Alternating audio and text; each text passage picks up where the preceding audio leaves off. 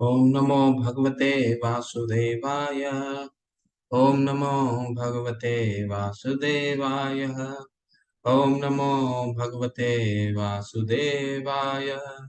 ओम अज्ञानतिमिरिनाथस्य ज्ञानाञ्जनशलाकया चक्षुरुन्मिलितं येन तस्मै श्रीगुरुवे नमः। श्रीचैतन्यमनोभीष्टं स्थापितं येन भूतले स्वयं रूपः कदा मह्यं ददाति स्वपदान्तिकम्। वन्देऽहं श्रीगुरुं श्रीयुतपदकमलं श्रीगुरुं वैष्णवांश्च श्रीरूपं साग्रजातं सहगना रघुनाथान्वितं सजीवं साद्वैतं सावधूतं परिजनसहिता कृष्णचैतन्यदेवं श्रीराधाकृष्णपादान् सहगना ललिता श्रीविशाखान्वितांश्च। हे कृष्णा करुणा सिंधु दीनबंधु जगतपते गोपेश गोपिका कांत राधा कांत नमस्तुते। तप्त कांचन गौरांगी राधे वृंदावनेश्वरी वृषभानुसुते देवी प्रणमामि हरिप्रिये। वाञ्छाकल्पतरुभ्यश्च कृपा सिन्धुभ्येव च पतितानां पावनेभ्यो वैष्णवेभ्यो नमो नमः। नमो विष्णुपादाय कृष्णपृष्ठाय भूतले श्रीमते जयपताका स्वामीति नामिने। नमो आचार्य पादाय नितय कृपा पदायिने गौरकथा धामदाय नगर ग्राम तारिणे। नमो विष्णुपादाय कृष्णपृष्ठाय भूतले श्रीमते भक्ति वेदांत स्वामी इति नामिने। नमस्ते सरस्वते देवे गौरवाणी प्रचारिणे निर्विशेष शून्यवादी पाश्चात देश तारिणे। जय श्री कृष्ण चैतन्य प्रभु नित्यानंदा श्री अद्वैत गदाधर शिवासादि गौर भक्त वृंदा। नमो महावदानाय कृष्ण प्रेम पदायते कृष्णाय कृष्ण चैतन्य नामने गौरीतसे नमः। हरे कृष्णा कृष्णा कृष्णा हरे हरे हरे राम राम राम हरे हरे। हरे कृष्णा। आप सभी का 11वें दिन में स्वागत है। आज बहुत ही इंटरेस्टिंग अध्याय है। विश्वरूप दर्शन करवाएंगे भगवान। और ये अध्याय आप लोग ध्यान से सुनिएगा, क्योंकि इस अध्याय के अंत में कुछ चर्चा भी करेंगे। ठीक है? क्यों? इसलिए ये अध्याय यहाँ पे भगवान अपना एक ऐसा रूप दिखाते हैं जिस जिस रूप को आगे भगवान प्रभुपाद जी बताएंगे कि भक्त उसको किस प्रतिक्रिया से देखते हैं।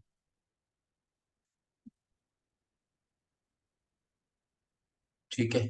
तो इससे पहले थोड़ा सा कल का अवलोकन कर लेते हैं। कल हमने क्या पढ़ा था? कल हमने विभूति योग पढ़ा था, 10वां अध्याय। और इसमें भी भगवान शुरू में बोलते हैं कि ये ज्ञान मैं तुमको इसलिए दे रहा हूँ क्योंकि तुम मेरे सखा हो, तुम मेरे मित्र हो, इसलिए ये ज्ञान मैं तुम्हें दे रहा हूँ। और इसके बाद जो चार सबसे महत्वपूर्ण इसके बीच में फिर बताते हैं कि ये ज्ञान ज्ञान जो है वो सिर्फ मेरा भक्त समझ सकते हैं। ये देवतागण और ऋषिगण भी नहीं समझ सकते हैं। ऐसा क्यों भगवान ने बोला? क्योंकि उनकी भी उत्पत्ति जो है, देवतागण की उत्पत्ति या महर्षियों की उत्पत्ति, वो भी भगवान से ही होती है। न मैं विदुम सुरगानाम प्रभवम न महर्षि अहम आदि देवानाम महर्षि महर्षि च सर्वशः। ठीक है? तो ये जितने देवता हैं या महर्षि हैं, सारे भगवान से ही उद्भूत होते हैं। तो जिस तरह पिता पुत्र जो है पिता से अगर उत्पन्न होता है, जो जब तक पिता नहीं बताएंगे या माता नहीं बताएंगे या उनके रिश्तेदार नहीं बताएंगे, तब तक तो पुत्र को पिता के बारे में नहीं मालूम होता है। इसी के लिए भगवान बोल रहे हैं कि उनको मेरे बारे में नहीं मालूम होता है। ठीक है? और इसके बाद सबसे चार महत्वपूर्ण श्लोक भगवान बताते हैं। 10, 10.8, 10.9, 10.10 एंड 10.11 बहुत ही महत्वपूर्ण है। जहाँ भगवान पूरे ये चतुर्श्लोकी गीता कहा जाता है, और ये चार जो श्लोक हैं वो पूरे गीता के सार को सार के भाव को प्रकट करता है। भगवान क्या बताते हैं, अहम सर्वस्व प्रभवो मत्तः सर्वं प्रवर्तते इति मता भजन्ते माम बुधा भाव समन्विता। मैं सारे आध्यात्मिक और भौतिक जगत का उत्पत्ति का कारण मैं ही हूँ, मेरे से ही सारी उत्पत्ति होती है। तो भगवान पहले अपना संबंध बताते हैं हमारे साथ कि हमारे क्या संबंध है। हम भगवान से ही उत्पत्ति होती है, चाहे हम हो, चाहे जड़ वस्तु हो, चाहे चेतन वस्तु हो, सारी उत्पत्ति भगवान से ही होती है। ठीक है, पहला। दूसरा क्या बताते हैं, ये जानने के बाद कि भगवान से ही हम सारे उत्पत्ति होती है, तो भक्त का क्या प्रतिक्रिया होता है, उनके क्या लक्षण होते हैं। मत चित्ता मत गत प्राणाम बोधयंत परस्परम कथयंत माम नित्यम तुष्यंती च रमंती च। हमेशा मत चित्ता, मेरे में चित्त लगाते हैं। ठीक है, मेरे बारे में बातें करते रहते हैं, मेरे बारे में कथन में, मेरे बारे में मेरी लीलाओं का आपस में श्रवण करते हैं, और ऐसा करने से क्या करते हैं, तुष्यंती च रमंती च, बहुत आनंद महसूस करते हैं, ऐसा भगवान बताते हैं।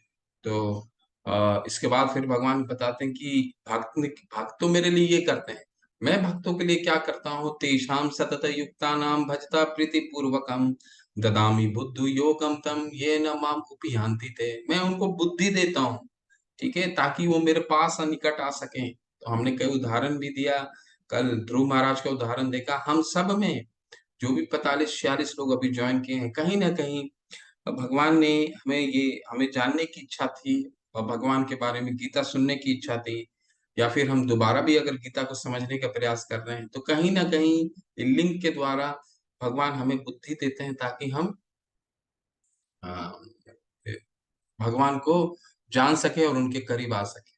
ठीक है, और भगवान क्या करते हैं, जितने अज्ञान होता है वो अज्ञान को हटाकर भगवान दीपक, ज्ञान का दीपक जलाते हैं। तेषाम अनुकंपार्थम अहम अज्ञानम जन्म तमः नाश्य नाश्यामि आत्म भावस्तो ज्ञान दीपेन भास्वता।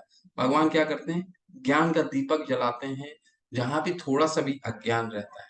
ठीक है, तो ये करते हैं भगवान। और इतना जानने के बाद अर्जुन जो है क्या कहते हैं, परम परम परम धामम पवित्रम परमम भवाम पुरुषम शाश्वतम दिव्यम आदि देवम अजम विभुम।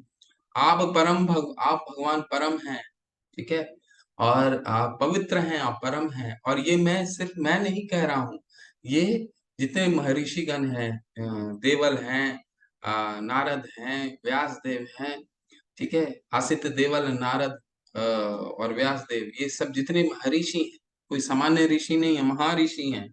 ठीक है, इसलिए इनको कहा जाता है महर्षि, ऋषियों को भी महान ऋषि। तो ये भी कह रहे हैं, मेरी बातों को पुष्टि ये करते हैं। तो मैं अकेला ये नहीं कह रहा हूँ कि आप भगवान हैं, ये भी भगवान बोलते हैं। ठीक है, ये कहने के बाद क्या है, भगवान अपनी 80-82 के करीब विभूति दिखाते हैं, और विभूति के द्वारा भगवान बताते हैं कि ये बस मेरे संकेत मात्र है। इसको जो अगर नहीं जानता है, तो संकेत मात्र के द्वारा तुम मुझे जान सकते हो। ठीक है, और अंत में क्या बताते हैं, अंत में ये बताते हैं कि ये जो है, ये जो 82 जो मैंने आपको बताया विभूति, वो जितने विभूतियां हैं, वो मेरे सिर्फ स्फुलिंग मात्र है, वो संकेत मात्र है। ठीक है, मैं तो सिर्फ एक, हर कण में हूँ। अगर मुझे समझना है तो मैं हर जगह व्याप्त हूँ। ठीक है, तो ये विभूति के द्वारा तुमको बस संकेत दे रहा हूँ। ठीक है, तो भगवान ये संकेत देते हैं, और उसके साथ वो अध्याय समाप्त करते हैं। और ये इसमें भगवान अपना फिर एक रूप दिखाते हैं। अभी तक तो भगवान 7वें अध्याय में अपनी विभूति ऐश्वर्य को दिखाया उन्होंने, 10वें अध्याय में विभूति दिखाया। अब भगवान एक नया रूप दिखाते हैं, वो क्यों दिखाते हैं वो हम समझेंगे। चलिए।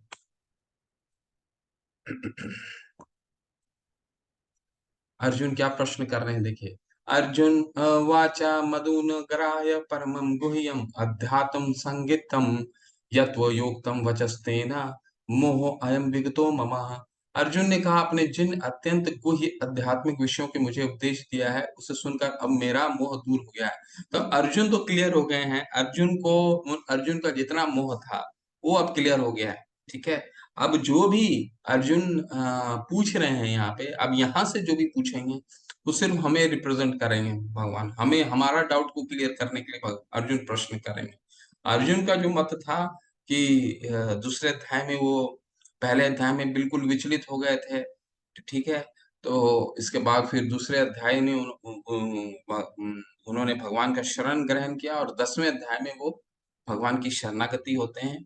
बोलते हैं आप ही परम है, ब्रह्म आप ही हैं और मैं अकेला नहीं कह रहा हूँ, सारे ऋषिगण भी यही कहते हैं। और 11वें अध्याय के पहले श्लोक में ही इस चीज़ की और पुष्टि करते हैं कि अब मेरा मोह दूर हो गया है। तो तात्पर्य में प्रभुपाद जी क्या हमें बताते हैं, अब जहां तक अर्जुन की बात है उसका कहना कि मोह दूर हो गया है, इसका अर्थ यह हुआ कि वह कृष्ण को अपना मित्र स्वरूप और सामान्य मनुष्य नहीं मानता, अपितु उन्हें प्रत्येक वस्तु का कारण मानता है। तो उनका मोह दूर हो गया है, वो ऐसे मोह दूर हो गया है जब उन्होंने परम ब्रह्म मान लिया भगवान को 10वें अध्याय में। तो अर्जुन का मोह दूर हो गया और वो इस चीज को मानने के लिए अब तैयार है कि जो भगवान कह रहे हैं वही उन्हें करना है। किंतु अब वह सोचता है कि भले ही वह कृष्ण को हर एक वस्तु का कारण मान ले, किंतु दूसरे लोग नहीं मानेंगे। अतः इस अध्याय में यह सबों के लिए कृष्ण की अलौकिकता स्थापित करने के लिए कृष्ण से प्रार्थना करता है कि वे अपना विराट रूप दिखलाएं। तो यहाँ पे जो है इस पूरे अध्याय में भगवान अपना विराट रूप दिखलाते हैं, क्योंकि अर्जुन जो है हमारा हमारे बिहाफ में प्रश्न करता है, क्योंकि उनको मालूम है कि अभी तक तो भगवान संवैधानिक रूप से बता रहे हैं कि मैं भगवान, ठीक है? तो हम जैसे बद्धजीव जो कलयुग के, उनको मालूम था अर्जुन को कि ये तो सिर्फ अब भगवान बोले जा रहे हैं, भगवान बोले जा रहे हैं। कई लोगों का प्रश्न ये आता है, अच्छा भगवान ऐसा क्यों बोल रहे हैं कि मेरी पूजा करो, मेरी पूजा, ऐसा कोई बोलता है क्या? ऐसा कई ऐसे प्रश्न आते हैं कि भगवान ऐसा क्यों बोल रहे हैं कि मेरी पूजा करो, मेरी पूजा करो, क्योंकि भगवान हमें राह दिखा रहे हैं। ठीक है? राह दिखा रहे कि ऐसे करने से तुम जीवन में प्रसन्न होगे। परंतु बहुत लोगों की इतनी आसक्ति होती है कि नहीं, नहीं, नहीं, ऐसा तो कोई नहीं है कि अगर भगवान अपने आप को क्यों ऐसा बोलेंगे? परंतु भगवान संवैधानिक रूप से हमें समझाते हैं। अब प्रैक्टिकल करके भी दिखाएँगे इस अध्याय में, ठीक है? कि वो भगवान क्यों है? क्योंकि हम बद्धजीव क्या हमेशा चाहते हैं, कलयुग के बद्धजीव, कोई आश्चर्यमय चीज़ जब भी हम देखते हैं, तो उसमें हमारी आसक्ति बहुत जल्दी हम उस चीज़ को विश्वास योग्य मान लेते हैं, ठीक है? तो ये अर्जुन का कारण था। प्रभुपाद जी हमें समझाते हैं ये रूप दिखाने का। आगे क्या कह रहे हैं, हे कमल नेत्रों वालों, नेत्रों वाले, मैंने हर जीवित इकाई की उपस्थिति और गायब होने के बारे में विस्तार से आपसे सुना है, जैसा कि आपकी अटूट महिमाओं महिमाओं के माध्यम से महसूस किया गया है। हे पुरुषोत्तम, हे परमेश्वर, यद्यपि आपको मैं अपने समक्ष आपके द्वारा वर्णित आपके वास्तविक रूप में देख रहा हूँ, किंतु मैं ये देखने का इच्छुक हूँ कि आप इस दृश्य जगत में किस प्रकार प्रविष्ट हुए। मैं आपके उसी रूप का दर्शन करना चाहता हूँ। हे प्रभु, हे योगेश्वर, योगेश्वर का क्या मतलब होता है? योगों में सब ईश्वर है। सारे योगों में कर्म योग, ज्ञान योग, ध्यान योग, भक्ति योग के सबके ईश्वर हैं भगवान। हे प्रभु, हे योगेश्वर, यदि आप सोचते हैं कि मैं आपके विश्व रूप को देखने में समर्थ हो सकता हूँ, तो कृपया करके मुझे अपना असीम विश्व रूप दिखलाइए। तो भगवान क्या है? योगेश्वर हैं, योगों के ईश्वर हैं, ठीक है? तो हम्म, यहाँ पे अर्जुन क्या कह रहे हैं सबसे अंतिम श्लोक में कि आप मेरे मुझे विराट रूप दिखलाइए। जैसे प्रभुपाद जी ने समझाया है, वो हमें दिखाने के लिए हम और आगे पढ़ेंगे, अभी 2-3 श्लोकों में वही हम चर्चा करने वाले हैं कि अर्जुन ने विराट रूप क्यों देखने के लिए बोला। उनका तो अपना आत्म साक्षात्कार हो गया, वो तो पहले ही श्लोक में उन्होंने बोल दिया कि अब मेरा मोह दूर हो गया। अब लेकिन आगे विराट रूप किसके लिए वो दिखाना चाहते हैं, ठीक है? तो इसके बाद एक चौथे श्लोक में क्या कह रहे हैं, भगवान को प्रार्थना कर रहे हैं कि आप सम्मान पूर्वक प्रार्थना कर रहे हैं कि आप मुझे अपना विश्व रूप दिखलाइए, ठीक है? भगवान को किसी तरह से चैलेंज नहीं कर रहे हैं कि दिखाइए। अच्छा आपने अभी तक बोला है कि आप मेरी मैं सभी का अम, उद्भूत हूँ, चेतना जड़ और चेतना का उद्भूत हूँ, तो दिखाइए, प्रैक्टिकल भी करके दिखाइए, ऐसा उन्होंने नहीं कहा। उन्होंने प्रार्थना किया, ठीक है? तो एक बार क्या होता है, प्रभुपाद जी अ, प्रभुपाद जी से एक रिपोर्टर ने कहा कि आप हर जगह कहते हैं भक्ति करो, भगवान हर जगह है। आप नरसिंह आरती में भी कहते हैं इतो नरसिंहा ततो नरसिंहा, यतो यामी ततो नृसिंहा। मैं इधर भी नरसिंह देव हैं, उधर भी नरसिंह देव हैं।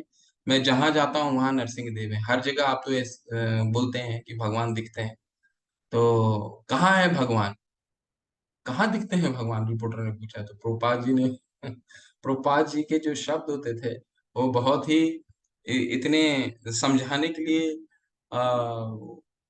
इतने पर्याप्त होते थे। एक या दो लाइन में ही वो पर्याप्त बोलते थे। वो बोलते थे कि भगवान हमारे नौकर नहीं है कि हम जब भी भगवान को बोलेंगे वो हमें अपना दर्शन दे देंगे। ठीक है, भगवान को अगर हमें दर्शन देना है तो भगवान सिर्फ एक ही तरीके से हमें दर्शन दे सकते हैं। वो क्या है?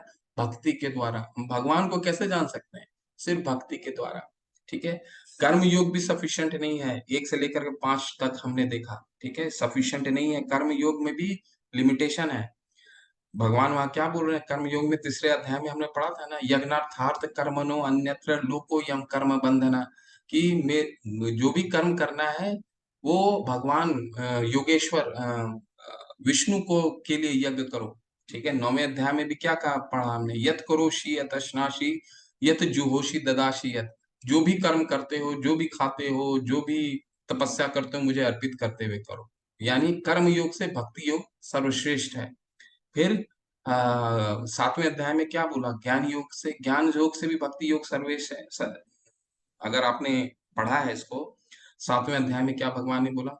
बहुनाम जन्म नामन्ते ज्ञानवान मां प्रपद्यते। ये ज्ञान लेने वाले भी बहुत समय लग जाता है, अंत में मेरे पास आते हैं। ठीक है, बहुनाम जन्म नामन्ते।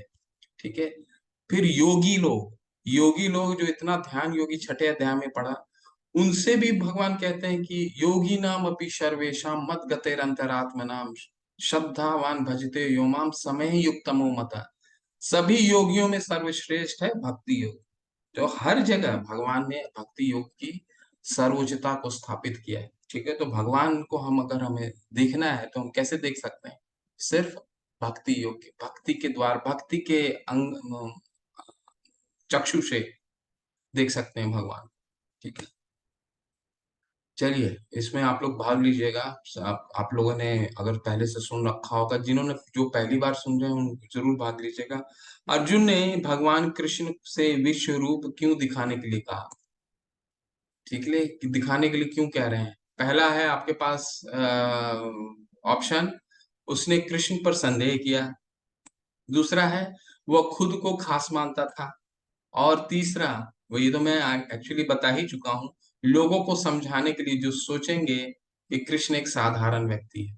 तो मैंने आपको तो उत्तर थोड़ा बहुत समझा ही दिया है, परंतु जो भी उत्तर आप लोग देंगे उसके पीछे थोड़ा सा कारण भी समझाने का प्रयास कीजिएगा। ठीक है, 3 प्रश्न है, 3 ऑप्शन है कि अर्जुन क्यों कह रहे हैं विश्व रूप को। उनका मोह तो दूर हो गया, पहले अध्याय में भी, पहले ही श्लोक में भी उन्होंने बता दिया मेरा मोह दूर हो गया।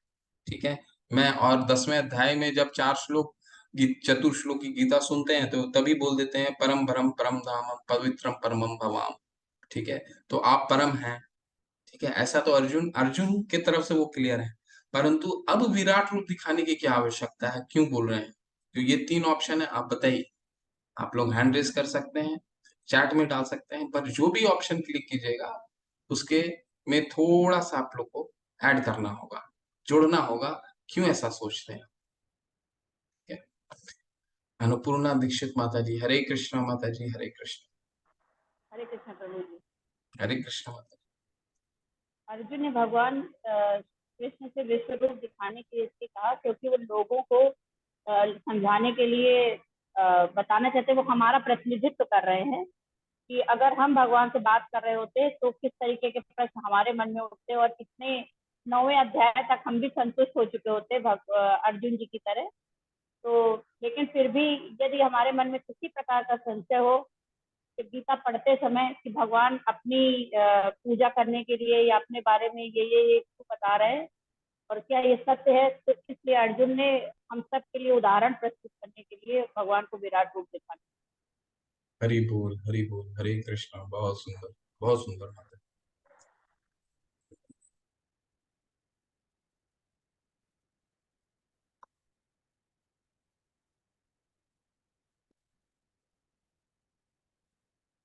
रेशमा माता जी कह रहे हैं 3 नंबर 3।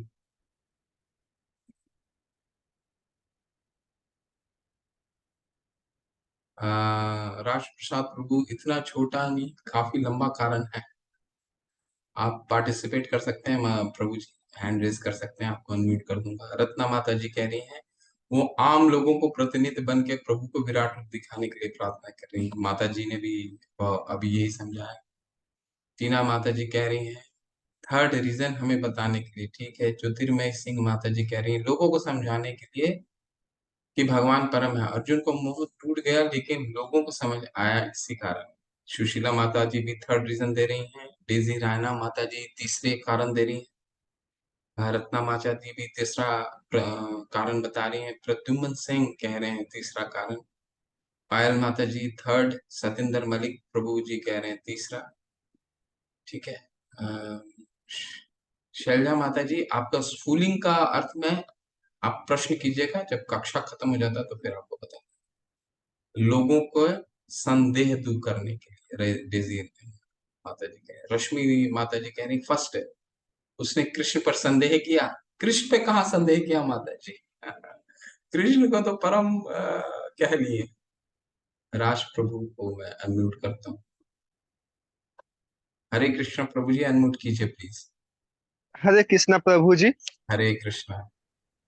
प्रभु जी, इसका काफी लंबा कारण ये भी हो सकता है क्योंकि अर्जुन के रथ पे स्वयं मतलब कि शिव जी या हनुमान जी वो तो विराजमान थे ही।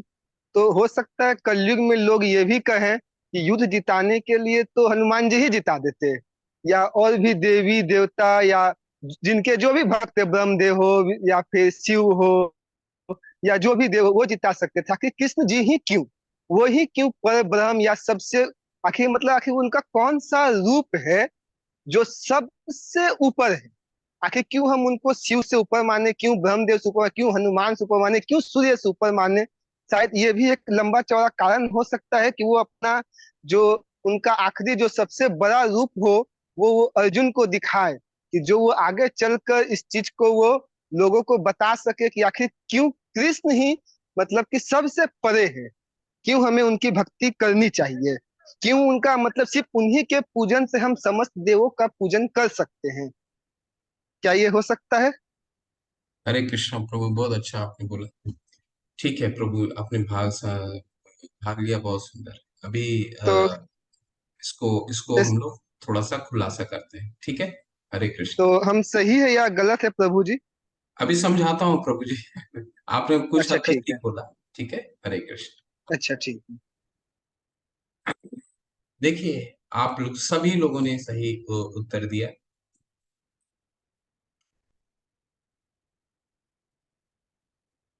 तो तीसरा जो कारण है, लोगों को समझाने के लिए जो सोचेंगे कृष्ण एक साधारण व्यक्ति है, ठीक है। हम जैसे लोगों के लिए जो कृष्ण पर संदेह करते हैं कि ये कृष्ण, जैसे माता जी ने बहुत अच्छे से उसको बताया, परंतु इसका एक सबसे प्रमुख कारण है। कारण ये है कि कलयुग में हम सबको मालूम, भगवान अर्जुन को मालूम था आगे आने वाले टाइम में ये बहुत सारे सेल्फ मेड गॉड होने वाले हैं, सेल्फ मेड भगवान होने वाले हैं, ठीक है। बहुत सारे भगवान बनने वाले हैं। बहुत लोग बोलेंगे मैं भगवान हूँ, मैं भगवान हूँ, मैं भगवान हूँ, मैं भगवान हूँ। ऐसा आप लोग कई अपने जीवन काल में ही हमने देख लिया होगा, ठीक है। तो पिछले टाइम में कितने लोगों ने किया है, आगे आने वाले टाइम में कितने लोग ये करेंगे कि कहेंगे कि मैं भगवान हूँ, मेरी पूजा करो, ठीक है। तो मैं परमेश्वर हूँ, भगवान ने क्या कहा? मैं परमेश्वर हूँ, मेरी पूजा करो, मेरी भक्ति करो, भगवान ने यही कहा, ठीक है।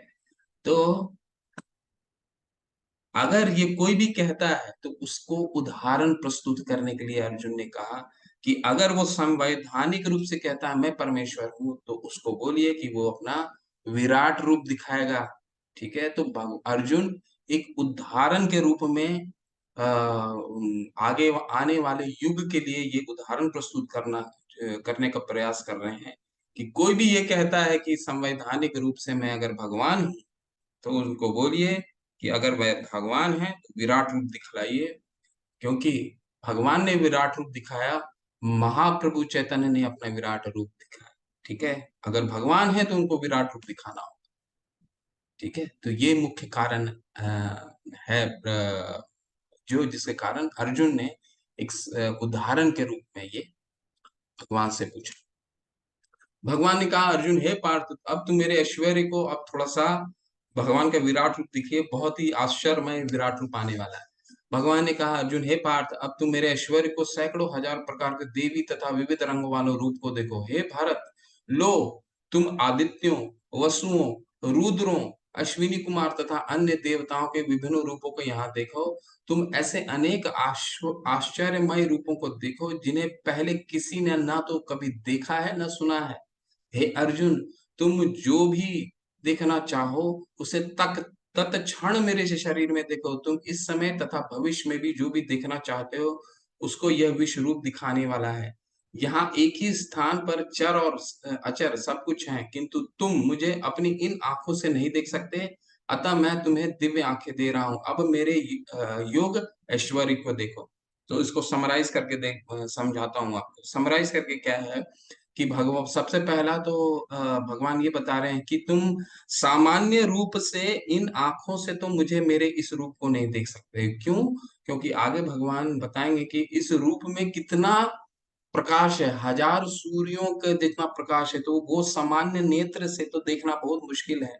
और भक्त भक्त के आंखों भक्त भक्त भक्त का क्या प्रतिक्रिया है, वो इस रूप के प्रति उनका क्या प्रतिक्रिया है, वो हम लोग आगे देखेंगे, जिसके कारण भी भगवान ने ये दिव्य चक्षु दिए।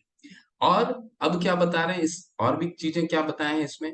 भगवान ने पिछले अध्याय में क्या बोला कि जितने देवता गण हैं और जितने महर्षि हैं वो मेरे से उद्भूत होते हैं। ठीक है। इसके बाद क्या बताया भगवान ने कि मेरे से भी जड़ और जितनी चेतन वस्तु है वो भी मेरे से ही उद्भूत होती है। आध्यात्मिक जगत में हो या भौतिक जगत में, सब मेरे से उद्भूत होती है। पिछले अध्याय में बताया, और इस अध्याय में वो अपने अंदर में सारी चीजों को दिखाएंगे प्रैक्टिकली कर करके। तो इसीलिए कह रहे हैं कि लो, अब देखो मेरे अंदर आदित्य को देखो। पिछले बार में क्या बताया था भगवान ने बताया था ना कि मैं 12 आदित्यों में विष्णु हूँ। तो अब वो उसमें उन्होंने विभूति बताया, और अब अपने अंदर उन्होंने इस चीज को दिखाया कि ये मैं सिर्फ बोल नहीं रहा हूँ, ये मंदिर मेरे अंदर में। अब देखो तुम इनको, गुरु, तुम ऋषियों को देखो, अश्विनी कुमारों को देखो, देवताओं को देखो, वसुओं को देखो, सबको अंदर देखो। ठीक है। चर अचर सबको देखो, चलने वाले नहीं चलने वाले सबको देखो। 7वें अध्याय में कहा क्या बताते हैं, वेदा हम समतीतानि वर्तमानानि च अर्जुना भविष्यामि भविष्यानि च भूतानि माम तो वेद न कश्चन। मैं तुम्हारा वर्तमान भी देख सकता हूँ, तुम्हारा भूत भी देख सकता हूँ, तुम्हारा भविष्य भी देख सकता हूँ, लेकिन मुझे कोई नहीं समझ सकता। मैं सबको समझता हूँ, कोई नहीं समझ सकता।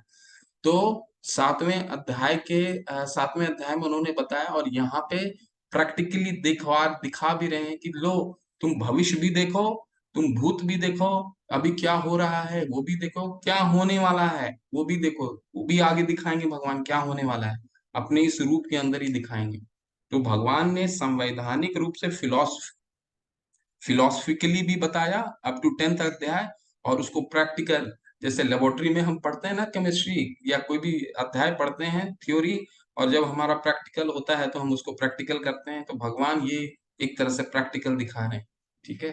तो इसीलिए अर्जुन ने पूछा है कि आप विराट रूप दिखाइए, कि कल को कोई भी कलयुग के में कोई कहेगा कि मैं भगवान हूँ, तो उनको आप जरूर बोलिए कि आप अपना विराट रूप दिखाइए। भगवान ने तो यही उदाहरण प्रस्तुत किया है। संजय उवाच एवं मुक्त्वा ततो राजं योगेश्वरो हरि दर्शयामास पार्थाय परमं रूपम ऐश्वरम। संजय ने कहा, हे राजा, इस प्रकार कहकर महायोगेश्वर भगवान ने अर्जुन को अपना विश्व रूप दिखलाया। अर्जुन विश्व रूप संजय को बता रहे हैं, संजय बता रहे हैं धृतराष्ट्र को। देखिए, विश्व रूप दिखलाने के बाद भी इनको धृतराष्ट्र को कुछ नहीं समझ में आया। तो भगवान जो है एक एक कैरेक्टर को द्वारा उदाहरण प्रस्तुत करवाते हैं। वो सिर्फ बोले भी नहीं है, उदाहरण भी प्रस्तुत करवाए। देखिए, धृतराष्ट्र पूरा गीता इन्होंने सुन लिया, विराट रूप भी देख लिया। धृतराष्ट्र विराट रूप ने भी संजय के नेत्रों द्वारा देख लेते हैं। इसके बावजूद भगवान पे उनकी कथनों पर पूर्ण विश्वास नहीं करते हैं और उनका पुत्र मोह नहीं जाता है। और जब धृतराष्ट्र जब युद्ध में विजय भी हो जाते हैं तो आप सबको मालूम भी होगा कि भीष्म को अपने आलिंगन के द्वारा मारने की भी कोशिश करते हैं। तो भगवान सही कहते हैं, अब जानंती माम मूढ़ा मानुषी तनुमाश्रितम। ये जो मूढ़ा है, जो मूर्ख व्यक्ति हैं, मुझे क्या समझते हैं कि मैं मुझे सामान्य मनुष्य समझते हैं कि मैं मायावी हूँ। ठीक है। तो ये सिर्फ बोलते नहीं है, धृतराष्ट्र के द्वारा उदाहरण भी प्रस्तुत करते हैं कि ये देखो, ये एक पात्र है कि मैं बोल रहा हूँ और ये लाइव तुम देखो इसको। ठीक है। अर्जुन ने इस विश्व रूप में असंख्य मुख, असंख्य नेत्र तथा असंख्य आश्चर्यमय दृश्य देखे। यह रूप अनेक देवी आभूषणों से अलंकृत था और अनेक देवी हथियार उठाए हुए थे। यह देवी मालाएं तथा वस्त्र धारण किए थे और उस पर उनके दिव्य सुगंधियां लगी थी। सब कुछ आश्चर्यमय, तेजमय, असीम तथा सर्वत्र व्याप्त था। यदि आकाश में हजारों सूर्य एक साथ उदय हो तो उनका प्रकाश शायद परम पुरुष के इस विश्व रूप के तेज की समता कर सके। तो देखिए, इसी के लिए भगवान ने उनको दिव्य चक्षु दिए, क्योंकि सामान्य आंखें से देखना बहुत मुश्किल था। तो एक ही जगह रह करके क्या देख रहे हैं अर्जुन? एक ही जगह अनेक असंख्य मुख, भगवान का इतना अर्जुन देख भी नहीं पा रहे थे कि जितना कितना भगवान का कितना मुख है, पूरा देख भी नहीं पा रहे थे। ठीक है। उस समय अर्जुन भगवान के विश्व रूप में एक ही स्थान पर स्थित हजारों भाग में विभक्त ब्रह्मांड के अनंत अंशों को देख सका। पूरा ब्रह्मांड देख रहे थे, एक जगह रथ में बैठे हुए पूरा ब्रह्मांड देख रहे थे। ठीक है। तब मोहग्रस्त एवं आश्चर्यचकित रोमांचित हुए अर्जुन ने प्रणाम करने करने के लिए मस्तक झुकाया और वह हाथ जोड़कर भगवान से प्रार्थना करने लगे। ठीक है। हाथ जोड़कर प्रार्थना करने लगे। अर्जुन बिल्कुल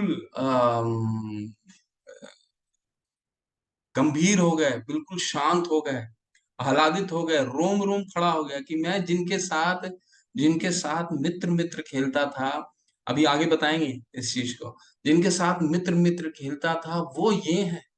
आप सोचिए, किसी के सामने एक स्थान पे बैठे हुए, हमें भी अगर कुछ चीज को देखना हो, भौतिक जगत में हमें किसी चीज को देखना हो तो चार जगह सीसीटीवी कैमरा लगाते हैं, तब किसी चीज को देख पाते हैं।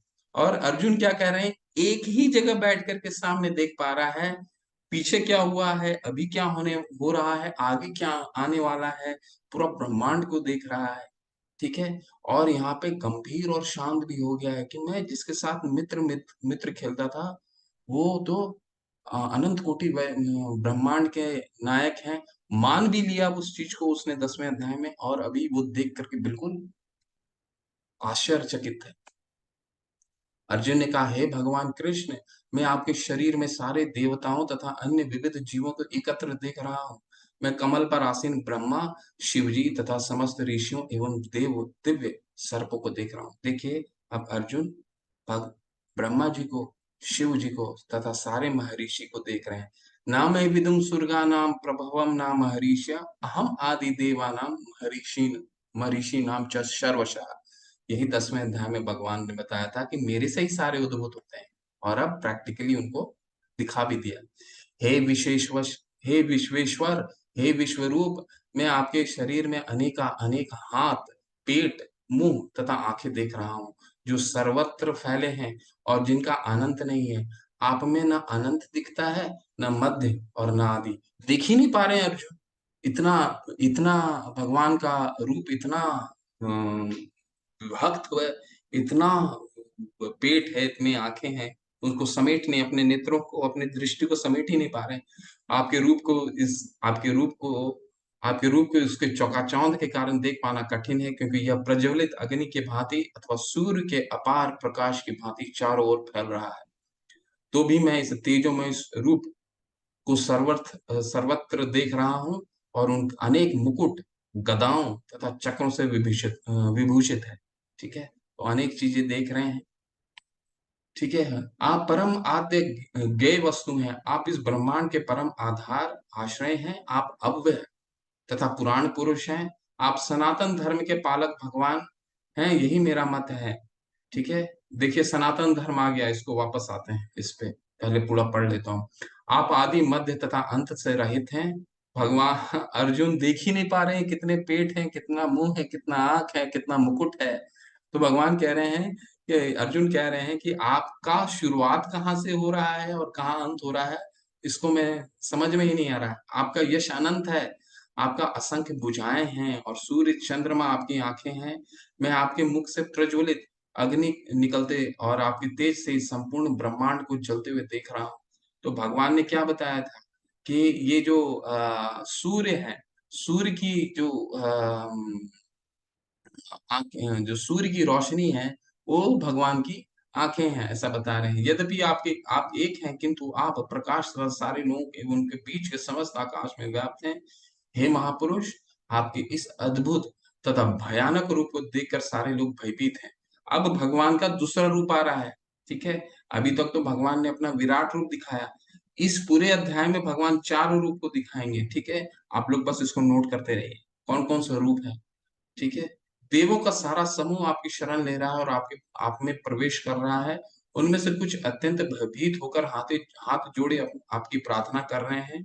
महर्षियों महर्षियों तथा सिद्धों के समूह कल्याण हो कहकर वैदिक स्तोत्रों का पाठ करते हुए आपकी स्तुति कर रहे हैं। तो ये जो विराट रूप है सिर्फ अर्जुन नहीं देख रहे थे। प्रभुपाद जी अपने तात्पर्यों में बताते हैं कुछ असुरगण भी देख रहे थे, जो भयभीत होकर इधर उधर भाग रहे थे। असुरगण भी होते हैं ना, ऊपर के लोकों में असुरगण होते हैं, ठीक है। तो बहुत ताकतवर होते हैं। और कुछ देवता भी भगवान का रूप को देख रहे थे, इस रूप को देख रहे थे, ठीक है। और पहला श्लोक में भगवान क्या कह रहे हैं, आप सनातन धर्म के पालक भगवान हैं। तो देखिए यहाँ सनातन धर्म यूज हो रहा है। तो प्रभु जी ने एक प्रश्न किया था पहला या दूसरे अध्याय में, ये सनातन धर्म कब शुरू होता है, कब खत्म होता है। तो सब प्रश्नों का उत्तर है गीता में, बस हमें पेशेंटली सुनना होगा, धैर्य रख के सुनना होगा। हर जगह भगवान हर प्रश्नों के उत्तर देते हैं, क्योंकि भगवान शाश्वत हैं। यहाँ अर्जुन बोल रहे हैं आपका अंत कहाँ है, आदि कहाँ है, कुछ समझ नहीं आ रहा। तो भगवान से जुड़ा हुआ जो धर्म है सनातन, ठीक है, वो वो भी शाश्वत धर्म है। वो क्या है सनातन धर्म, सनातन धर्म है आत्मा और परमात्मा का रिलेशनशिप, ठीक है। वो सनातन धर्म हुआ। वो क्या है, सवै पुरुषा परो धर्म यतो भक्ति अदोक्षजे अहेतुकी अप्रतिहता यजात्मा सुप्रसिद्धति। भगवान की भक्ति ही सवे पुंसा, वही सभी लोगों का परोधर्म है, ठीक है। सब यही सब बड़ा सबसे यही धर्म है। और भक्ति भी कैसी होनी चाहिए, अहेतु की और अप्रतिहता, यानी बिना कारण से, हमें कुछ मांगना नहीं है भगवान से। और अप्रतिहता, अप्रतिहता का क्या मतलब हुआ, अखंड, बिना कारण के, ठीक है। तो ये कहते हैं इसे सनातन धर्म, जो इटर्नल है, ठीक है, जो शाश्वत है, जो आत्मा और परमात्मा का अ,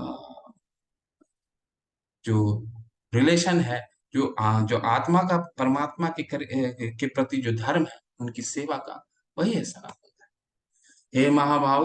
हे महाबाहु, आपके इस अनेक मुख, नेत्र, जाहु, बाहु, जांग, पांव, पेट तथा भयानक दांतों वाले विराट रूप को देखकर देवतागण सहित सभी लोग अत्यंत विचलित हैं, और उन्हीं के तरह मैं भी हूँ।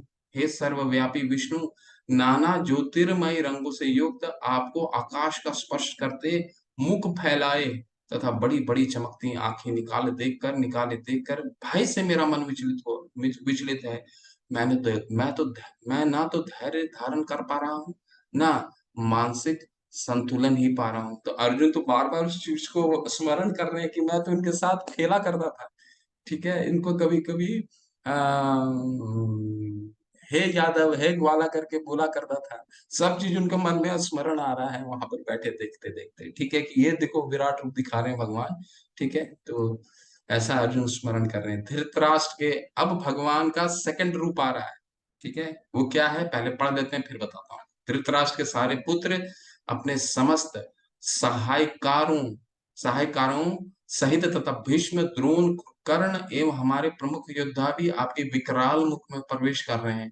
उनमें से कुछ के सिरों को तो मैं आपके दांतों से के बीच चूर्णित होता देख रहा हूं। जिस प्रकार नदियों के अनेक तरंगे समुद्र में प्रवेश करते हैं, उसी प्रकार ये समस्त महान योद्धा भी आपके प्रज्वलित मुखों में प्रवेश कर रहे हैं। तो ये भगवान का दूसरा रूप है जिसको कहते हैं काल रूप। विराट रूप तो दिखा दिया भगवान ने अभी, जहाँ पे अनेक देवता महर्षिगण भगवान ने दिखाया, ब्रह्मांड दिखाया, भूत भविष्य वर्तमान सब दिखाया। ठीक है, अब क्या दिखा रहे हैं कि क्या आने वाला है, क्या आने वाला है? आने वाला है कि जितने विरोधी दल के लोग हैं, ठीक है, कौरव सेना के लोग हैं, सारे भगवान के मुख के अंदर प्रवेश कर रहे हैं और भगवान उनको चूर्णित कर रहे हैं अपने दांतों से। तो बहुत लोग बोलते हैं, अरे ये तो चूर्णित कर रहे हैं तो भगवान क्या खा रहे हैं क्या? तो भगवान ये तो नॉन वेज होगी, ऐसा बहुत प्रश्न आता है। तो ये संकेत मात्र दे रहे हैं भगवान, भगवान खाते नहीं है, भगवान तो दिव्य हैं, भगवान को खाने की आवश्यकता नहीं है। वो संकेत दे रहे हैं कि आगे आने वाला क्या है। तुम मारो ना मारो अर्जुन, ये तो आगे मरने वाले ही हैं, ये दिखा रहे हैं भगवान। ठीक है, तो तुमको तो युद्ध युद्ध भगवान अब यहाँ ये भी बताएंगे कि तुमको मैं युद्ध क्यों करने के लिए बोल रहा हूँ। ठीक है, देखिए ये है भगवान का काल रूप। भगवान ने कहा समस्त जो जगतों का विनष्ट करने वाला काल में हूँ और मैं यहाँ समस्त लोगों का विनाश करने के लिए आया हूँ।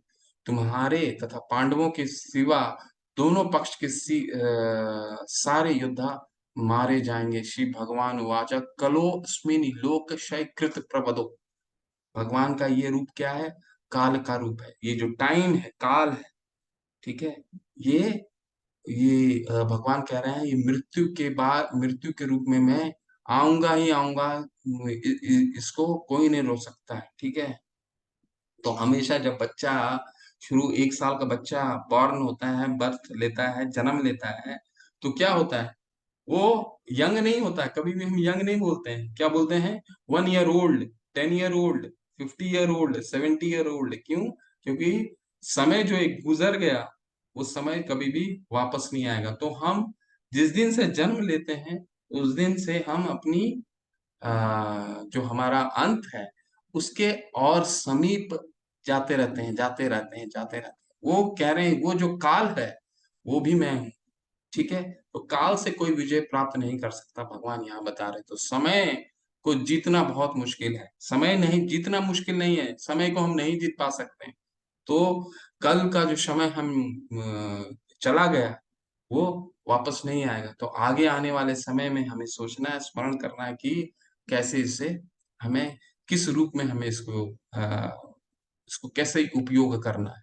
ठीक है, तस्मात, अब देखिए इस श्लोक में भगवान बता रहे हैं अर्जुन को कि ये युद्ध मैंने क्यों करने के लिए तुमको बोला। तस्मात् त्वं मुत्तिष्ठ यशो तस्मात् त्वं मुत्तिष्ठ यशो लभस्व जित्वा शत्रुं भुक्ष्व राज्य समृद्धम् मय्येवते निहिता पुरुमेव निमित्त मात्रम भव सव्यसाचिन्। अतः उठो, लड़ने के लिए तैयार हो और यश अर्जित करो, अपने शत्रुओं को जीत कर संपन्न राज्य का भोग करो। यह सब मेरे द्वारा पहले ही मारे जा चुके हैं। अरे, और हे सव्यसाची, तुम तो युद्ध में केवल निमित्त मात्र हो सकते हो। तो भगवान यहाँ अर्जुन को क्या बोल रहे हैं? सव्यसाची। सव्यसाची का क्या मतलब है? अर्जुन बहुत निपुण थे ना युद्ध में, उन दोनों हाथों से वो धनुष बाण उसी निपुणता से कर सकते थे, तो उसको सव्यसाची बोला जाता है। जो दोनों हाथों से जो योग्यता है बराबर की, तो बाएं हाथ से भी लड़ सकते थे, उसी योग्यता उतने ही निपुण थे जितना निपुण उनको दाहिने हाथ से थे। अर्जुन तो कह रहे हैं हे सव्यसाची, उठो, तुम ये तो पहले मारे जा चुके हैं, तुमको मैंने दिखा दिया कि मेरे दांतों के बीच चूर्णित होने वाले हैं, कि किसी न किसी तरह से मरने वाले हैं। कौरवों में तो पंक्ति नहीं थी, कर्ण की पितामह से नहीं बनती थी, दुर्योधन की पितामह से नहीं बनती थी, द्रोणाचार्य से नहीं बनता था, फिर उनके जो मामा थे, पांडवों के मामा जो उनके साथ लड़े थे, अब स्मरण नहीं उनका नाम, उनके उनसे नहीं बनता था। तो तो कोई न कोई कारण से ये आपस में आगे जाकर लड़ करके मरते ही। भगवान ये दिखा चुके थे भविष्य क्या होने वाला है इनका। पर भगवान क्या कह रहे हैं? इनका तो मरना तय है, परंतु तुम इनको मारने का यश प्राप्त करो। भगवान अपने भक्तों को यश दिलाना चाहते हैं, इसीलिए ये युद्ध अर्जुन को उन्होंने करने के लिए बोला। ठीक है, भगवान भगवान राम, ठीक है, जब भी हम भगवान राम की स्तुति करते हैं, हनुमान जी की भी स्तुति होती है। ठीक है, तो भगवान चाहते तो क्या हमें भगवान रावण को मारने के लिए इतनी सेना का आयोजन करने की आवश्यकता थी क्या? कोई सेना की आवश्यकता नहीं थी, ठीक है। परंतु क्या क्यों उन्होंने ऐसा किया? पूरा रामायण के संरक्षण क्यों की? क्योंकि हनुमान जी जो उनके भक्त थे, उनको भी उतना ही यश प्राप्त हो, ठीक है। तो वो भगवान अपने स्वयं कोई क्रेडिट नहीं लेना चाहते हैं, अपने भक्तों को क्रेडिट देते हैं, ठीक है, भक्तों को यश दिलाने के लिए कि जब भी भगवान कृष्ण का नाम आएगा, अर्जुन का नाम आएगा, जब भी भगवान नरसिंह देव का नाम आता है, प्रहलाद महाराज का नाम आता है, जब भी भगवान राम का नाम आएगा, हनुमान जी यानी उनके भक्तों का नाम आएगा, क्योंकि यश दिलाने के लिए भगवान युद्ध करते हैं। द्रोणम च भीष्मं च जयद्रथं च कर्ण तथा यान्पि युद्ध विराम मया मय्या हतास्त्वं जहि मया वधिष्ठता युधस्व जेतसि रणे। सप्तनाम द्रोण भीष्म जयद्रथ कर्ण तथा अन्य महान योद्धा पहले ही मेरे द्वारा मारे जा चुके हैं, अतः उनका वध करो और तनिक भी विचलित न हो। तुम केवल युद्ध करो, युद्ध में तुम अपने शत्रुओं को परास्त करोगे। भगवान कह रहे हैं कि तुम बस इनको मारने का, इनको युद्ध करने का, इनको मारने का यश प्राप्त करो। इनका मृत्यु तो तय है, सारे मरेंगे। द्रोण हो, भीष्म हो, जयद्रथ हो, ये पहले भगवान कह रहे हैं कि पहले ही मेरे द्वारा आ, आ, मारे जा चुके हैं। तो भगवान इस श्लोक के माध्यम से हमें ये भी समझाने का प्रयास कर रहे हैं कि हम अगर हम भगवान को की योजनाओं को समझना है, तो हम अपने अध्ययन से भगवान की योजनाओं को नहीं समझ पाते। ठीक है, तो हमें किसका सहारा लेना पड़ेगा?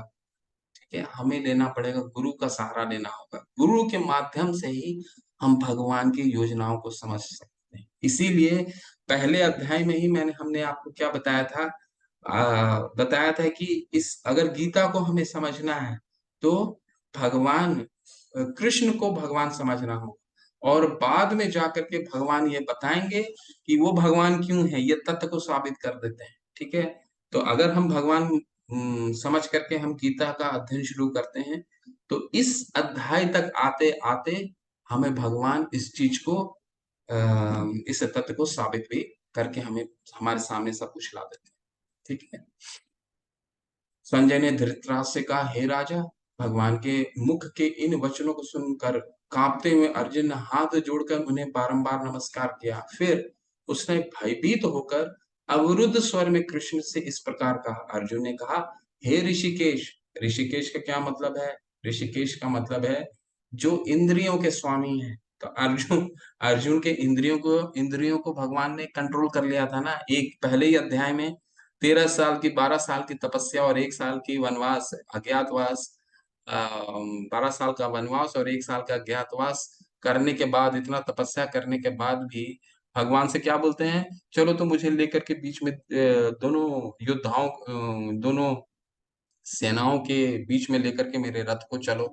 ठीक है, तो वो नहीं जानते थे क्या अर्जुन की किनके साथ युद्ध हो रहा है, कौन कौन युद्ध में उनके विरोधी दल में कौन कौन लोग हैं, सभी उनको ज्ञात था। फिर भी क्या कर रहे हैं? अर्जुन के इंद्रियों को भगवान रेगुलेट कर रहे हैं कि अब ये ना बोलेगा, संशय उत्पन्न होगा और मुझे गीता का ज्ञान दे सके। ठीक है, इसलिए भगवान को कहते हैं, ऋषिकेश, आपके नाम के श्रवण से संसार हर्षित होता है और सभी लोग आपके प्रति अनुरक्त होते हैं। यद्यपि सिद्ध पुरुष आपको नमस्कार करते हैं, किंतु असुर गण भयभीत हैं और इधर उधर भाग रहे हैं। ये ठीक ही हुआ। हे महात्मा, आप ब्रह्मा से भी बढ़कर हैं, आप आदि सृष्टा हैं। तो अब भगवान ने तो सब कुछ दिखा दिया कि सारे की उद्भुत उनसे ही होती है, तो फिर आपको सादर नमस्कार क्यों ना करें? हे अनंत, हे देवेश, हे जगत निवास, आप परम शोत, अक्षर, कारणों के कारण तथा इस भौतिक जगत के परे हैं।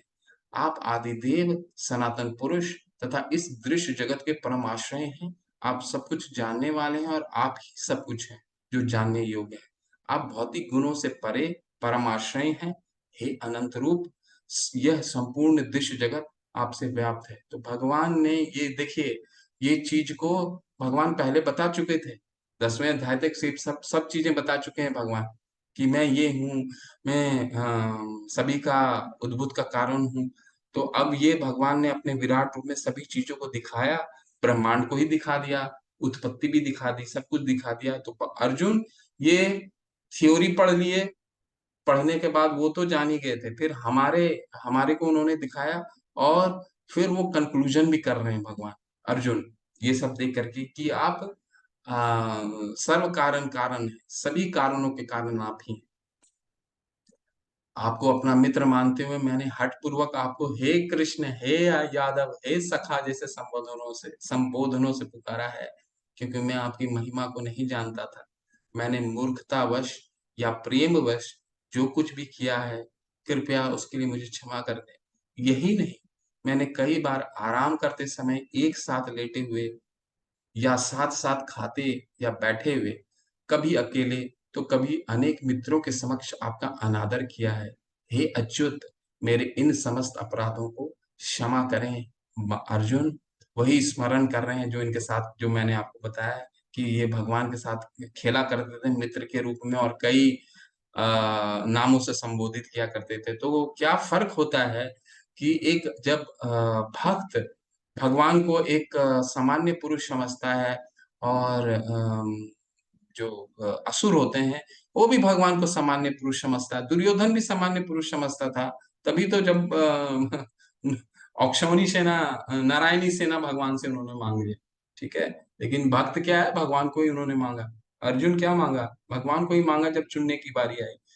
तो जो असुर होते हैं, वो द्वेषवश, ईर्ष्यावश भगवान को सामान्य मानते हैं, ठीक है। लेकिन जो भगवान का भक्त होते हैं, वो भगवान से प्रेम करते हैं, इसीलिए भगवान को सामान्य मानते हैं, ठीक है। यशोदा माँ अगर माँ बाल गोपाल को सामान्य बाल नहीं समझती, अगर भगवान समझ लेती, तो वो प्रेम कहाँ रहता, जिसके लिए उन्होंने सालों साल तपस्या, पिछले जन्म में भी तपस्या की थी कि मुझे भगवान पुत्र रूप में मिले, ठीक है। तो अगर भगवान दिखला दिए होते, ब्रह्मांड तो उन्होंने दिखलाया था, मिट्टी जब मिट्टी खा लिया था उन्होंने, तो बोला मुंह खोलो, मुंह खोलो, मुंह खोलो। तो जब दिखाया, तो ब्रह्मांड दिखने लग गया था उनके मुख में। परंतु भगवान ने क्या किया, विस्मृति कर दी, ध्यान नहीं दे पाई यशोदा माँ। तो अगर ध्यान दे देती तो फिर तो उनको पूजा ही करने लग जाती, फिर उनको पुत्र का स्नेह का प्राप्त होता, ठीक है। तो सामान्य जो भक्त होते हैं, भगवान को समान इसलिए मानते हैं प्रेमवश, लेकिन जो असुर होता है, भगवान को सामान्य ईर्ष्यावश मानता है। पहले कभी न देखे गए आपके विराट रूप का दर्शन करके मैं पुलकित हो रहा हूँ, किंतु साथ ही मेरा मन भयभीत हो रहा है। अतः आप मुझ पर कृपा करें, और हे देवेश, हे जगत निवास, अपना पुरुषोत्तम भगवत स्वरूप पुनः दिखाएं। भगवान अब और स्वरूप दिखा रहे हैं। हे विराट रूप, हे सहस्त्रभुज भगवान, मैं आपके मुकुटधारी चतुर्भुज रूप का दर्शन करना चाहता हूँ, जिसमें आप अपने चारों हाथों में चक्र, शंख, चक्र, गदा तथा पद्म धारण किए हुए हों। मैं उसी रूप को देखने की इच्छा करता हूँ। हे कुरुश्रेष्ठ, तुमसे पूर्व मेरे इस विश्व, अब भगवान बोल रहे हैं, भगवान अर्जुन ने अब डर गए, अब डर के कह रहे हैं कि मुझे अपना चतुर्भुज रूप पहले दिखाइए।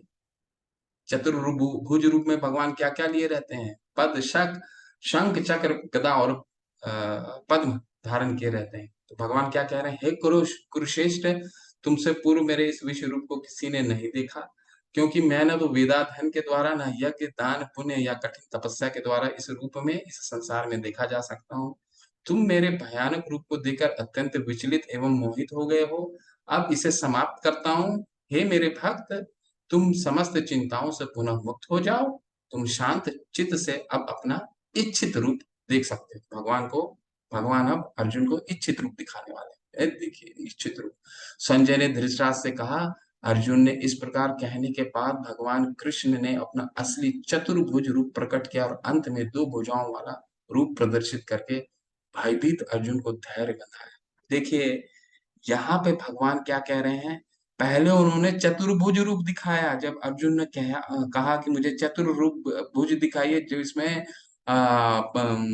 आपके शंख, चक्र, पद्म तथा गदा है।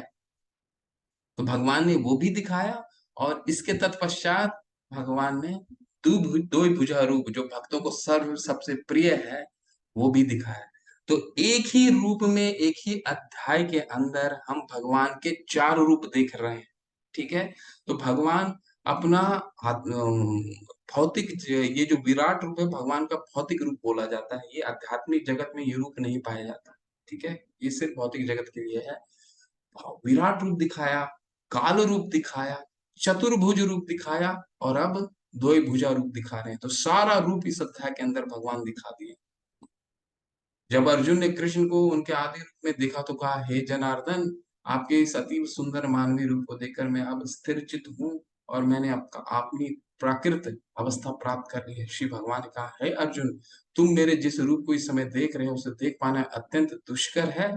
यहाँ तक कि देवता भी इस अत्यंत प्रिय रूप को देखने की ताक में रहते हैं। तो भगवान का जन्म होने वाला था माता देवकी के गर्भ से, तो सारे देवतागण आ गए थे, भगवान की स्तुति कर रहे थे। ठीक है, भगवान का दर्शन करने के लिए। भक्त्या त्वनन्या शक्या अहम एवं विधो अर्जुना। आप लोग ध्यान से सुनिएगा क्योंकि ये 2 श्लोक के बाद ये अध्याय समाप्त होगा। 2-3 श्लोकों के बाद फिर कुछ एक चर्चा करेंगे आपके साथ, इसलिए ये बहुत जरूरी है।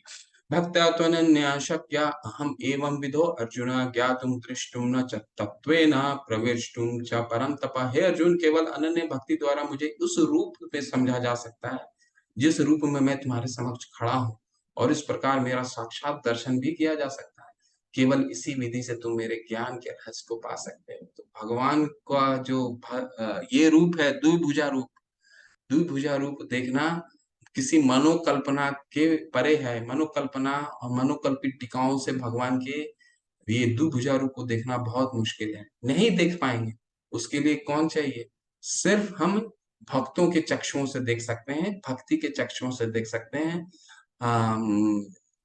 ठीक है, और गुरु के माध्यम से हम देख सकते हैं। मत कर्म मत कर्म मत कर्म मत कर्म कृत मत परमो मत भक्त संगवर्जित निर्वैर सर्वभूतेषु यह स मामेति पांडवः। हे अर्जुन, जो व्यक्ति सकाम कर्मों तथा मनोधर्म के कल्मश से मुक्त होकर मेरी शुद्ध भक्ति में तत्पर रहता है, जो मेरे लिए ही कर्म करता है, जो मुझे ही जीवन लक्ष्य समझता है, और जो प्रत्येक जीव से मैत्री भाव रखता है, वह निश्चय ही मुझे प्राप्त करता है। तो भगवान क्या कह रहे हैं यहाँ पे? भक्ति की एलिजिबिलिटी बता रहे हैं कि मुझे किस रूप में, मुझे ये रूप जो देखना है देख पाएगा वो कौन है? जो संग वर्जिता है। ठीक है, संग वर्जिता मतलब अम, भौतिक लोगों की संग को त्याग दिया है, निर्वैर है, जो मेरे से द्वेष नहीं करता है। ठीक है, अम, या फिर जो सकाम कर्मों में, सकाम कर्म मतलब पुण्य का कार्य कर रहे हैं, ये कर देंगे तो ये मिल जाएगा, ये कर देंगे तो ये मिल जाएगा, ये करेंगे तो ये मिल जाएगा। ठीक है, तो भगवान कह रहे हैं कि ये योग्यता है। मुझे अगर देखना है, मुझे अगर प्राप्त करना है, तो सबसे पहला क्या होना चाहिए? मुझसे ईर्ष्या नहीं होना चाहिए, और भक्ति के चक्षु से, सकाम कर्मों से लिप्त रहोगे तो नहीं देख पाओगे। ठीक है, तो भगवान कृष्ण के प्रति अविभाजित भक्ति सेवा कैसे शुरू कर सकते हैं? हम कैसे शुरू कर सकते हैं भगवान की अविभाजित भक्ति सेवा?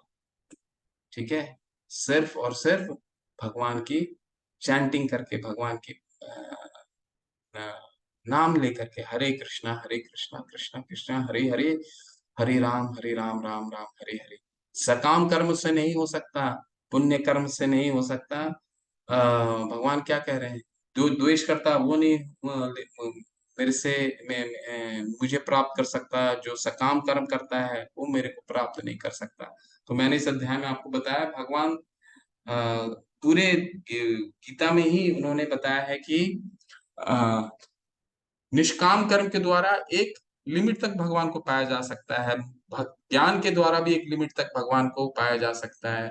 ठीक है, और योग के द्वारा भी एक लिमिट तक पाया जा सकता है, परंतु भगवान को अगर पाना है तो सिर्फ भक्ति के चक्षुओं से ही। प्रेमांजन छुरिता भक्ति विलोचनेना संतः सदैव हृदय हृदयेषु विलोकयन्ति। ब्रह्मा जी कहते हैं कि ब्रह्म भगवान को अगर प्राप्त करना है तो प्रेम के अंजन से, प्रेम के अंजन से, यानी प्रेम के काजल से और भक्ति के चक्षुओं से भगवान की साक्षात्कार कर सकते हैं। भगवान कृष्ण के प्रति शुद्ध भक्ति सेवा कैसे शुरू करेंगे? तो भगवान को कुछ बड़ी चीजें नहीं चाहिए, घर मोबाइल, गाड़ी, ये सब नहीं चाहिए भगवान को। कई बड़े बड़े तीर्थ स्थलों में आप सुनते होंगे ना कि जो धनी व्यक्ति होते हैं करोड़ रुपया दे के आ जाते हैं, कई करोड़ रुपया दे के आ जाते हैं, ठीक है ना। तो भगवान कहते हैं कि ये तो मेरे द्वारा ही बनाए हुए हैं, जो रुपए हैं, पैसे हैं, ये मैंने ही तो दिए हैं। तो मुझे वापस कैसे वापस अर्पित करोगे? तो वो उससे मुझे प्रसन्नता नहीं होगी। तो भगवान किसी से प्रसन्न होंगे? कैसे भगवान को प्रसन्न कर सकते हैं? अपना हृदय दे करके। अपना हृदय का देने का क्या मतलब है? भगवान को नाम का उच्चारण करना, ठीक है, भगवान को नाम से पुकारना, ठीक है, ताकि भगवान हमारे जीवा में आए और फिर हम भगवान के नाम से प्रेम कर सकें, है ना। तो प्रभुपाद जी क्या कहते हैं इस अध्याय के बारे में? सारांश ये है कि कृष्ण ने अपने क्षण भंगु विश्व रूप के साथ साथ काल रूप, जो सब कुछ भक्षण करने वाला है, और यहाँ तक कि चतुर्भुज विश्व रूप को भी दिखलाया। इस तरह कृष्ण ने इन समस्त स्वरूपों के उद्गम हैं, भगवान ने यहाँ पे दिखा दिया। अभी तक तो भगवान बता ही रहे थे, भगवान यहाँ पे प्रैक्टिकली भी करके दिखाया कि वो सभी स्वरूपों के उद्गम हैं। विष्णु, चतुर्भुज जो विष्णु है वो भी भगवान ने दिखा दिया, भगवान ने विराट रूप भी दिखा दिया, भगवान ने काल रूप भी दिखा दिया, ठीक है, और भगवान ने अपना सुंदर चतुर्भुज रूप भी दिखाया। ऐसा नहीं है कि वे आदि विश्व रूप या विष्णु की ही अभिव्यक्ति हैं, वे समस्त रूपों के उद्गम हैं। उनसे कुछ नहीं आता है, उनसे वो किसी से नहीं आते हैं, उनसे सब कुछ आता है। एते चांस कुला पुंसा कृष्णास्तु भगवान स्वयं, ठीक है। इंद्रियारि व्याकुलम लोकम मृड्यन्ति युगे युगे। भागवतम के पहले स्कंद के तीसरे अध्याय का 28वां में वे कहते हैं भगवान अवतार नहीं है, भगवान अवतारी हैं, उनसे ही सारे अवतार आते हैं, कृष्ण से। भक्त के लिए कृष्ण का कोई अन्य रूप उतना महत्वपूर्ण नहीं जितना कि मूल दो भुजी श्याम सुंदर रूप। तो अर्जुन ने बताया ना, मुझे जल्दी से वही रूप दिखाई प्रभु, मैं बहुत ही विचलित हूँ। ब्रह्म संहिता में कहा गया है कि जो प्रेम या भक्ति भाव से कृष्ण के श्याम सुंदर रूप के प्रति आ सकता है, वे सदैव उन्हें अपने हृदय में देख सकते हैं और कुछ भी नहीं देख सकते। अतः मनुष्य को समझ लेना चाहिए कि इस 11वें अध्याय का तात्पर्य यही है कि कृष्ण का रूप ही सर्वोपरि है एवं परम सार है, ठीक है। तो सिर्फ कृष्ण का रूप ही सर्वोपरि है और परम सार है, ऐसा भगवान ने प्रत्यक्ष करके भी, प्रैक्टिकल करके भी इस अध्याय में दिखाया, ठीक है। हरे कृष्णा। ये बहुत सुंदर अध्याय है। अब आपसे एक चर्चा ये है कि भगवान ने तो यहाँ विराट रूप दिखाया, ठीक है, तो आप ये बताएं कि ये भक्ति योग में किस तरह आता है? ये अध्याय को भगवान भक्ति योग में क्यों बताते हैं? ये भक्ति यहाँ पे भक्ति योग में, ये तो विराट रूप, अभी तक तो हम भक्ति योग देख रहे थे। 7वें अध्याय में हमने भगवान का भक्ति योग का देखा। फिर भगवान बताते हैं कि जो अगर तुम मेरी पूरा जीव, 8वें में क्या बताते हैं कि मेरा जीवन भर मेरे लिए अभ्यास करोगे तो मेरे धाम को प्राप्त हो करोगे। अंत काले च मामेव स्मरण मुक्त्वा कलेवरम, ऐसा 8वें अध्याय में बताते हैं, ठीक है। और मेरा स्मरण नहीं करोगे तो जिस चीज का स्मरण करोगे उसको प्राप्त होगे। और 9वें अध्याय में तो हर एक श्लोक में भगवान ने बताया कि मेरी भक्ति करो। क्या अंत में क्या बताते हैं? मन मना भव मत भक्तो मत त्याजी माम नमस्कुरु माम वैशाशी युक्त एवं आत्मान मत परायण। 10वें अध्याय में फिर बोलते हैं कि मेरा जीव के साथ क्या संबंध है। जो भक्त मेरे लिए मेरी हमेशा मत चित्ता करता है, हमेशा मेरे में चित्त लगा के रखता है, मैं भक्तों के लिए क्या करता हूँ। तो 11वें अध्याय में ऐसा तो उन्होंने कुछ नहीं बताया है। मतलब ऐसा क्या बताया? बताया तो जरूर है। तो ऐसा क्या आपको लगता है कि 11वें अध्याय में भगवान ने इस अध्याय को भगवान ने भक्ति योग में क्यों बताया? क्योंकि विराट रूप तो भक्त देखना ही नहीं चाहता, उसमें तो वो तो डर जाता है देख करके। अर्जुन तो डर गए। तो ऐसा क्यों है कि ये जो अध्याय है ये भक्ति योग का भाग है? ये ज्ञान का क्यों है नहीं है, और कर्म का क्यों नहीं?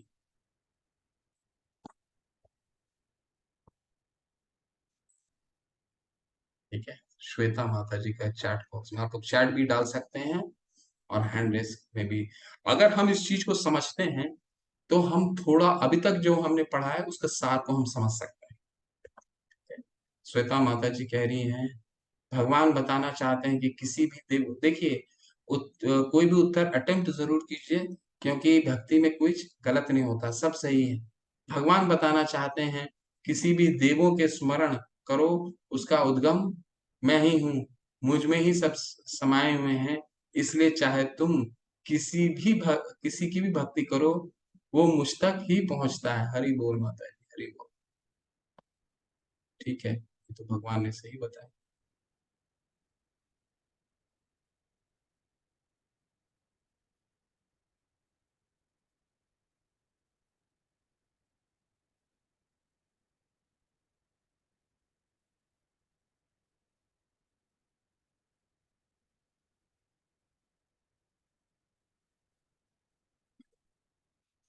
हाँ, आप लोग मेरा लग रहा प्रश्न समझ में आया आपको।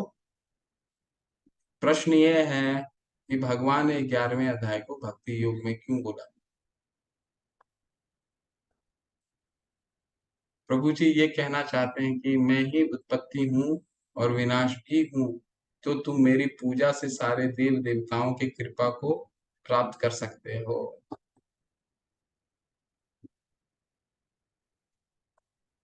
ठीक है, हरे कृष्णा।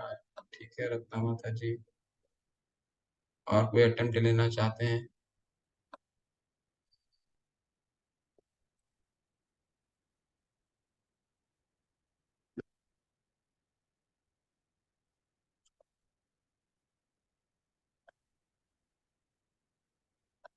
और कुछ? हाँ, अन्नपूर्णा माता जी, हरि बोल माता जी, प्लीज बताइए। हरे कृष्णा प्रभु जी। हरे कृष्ण।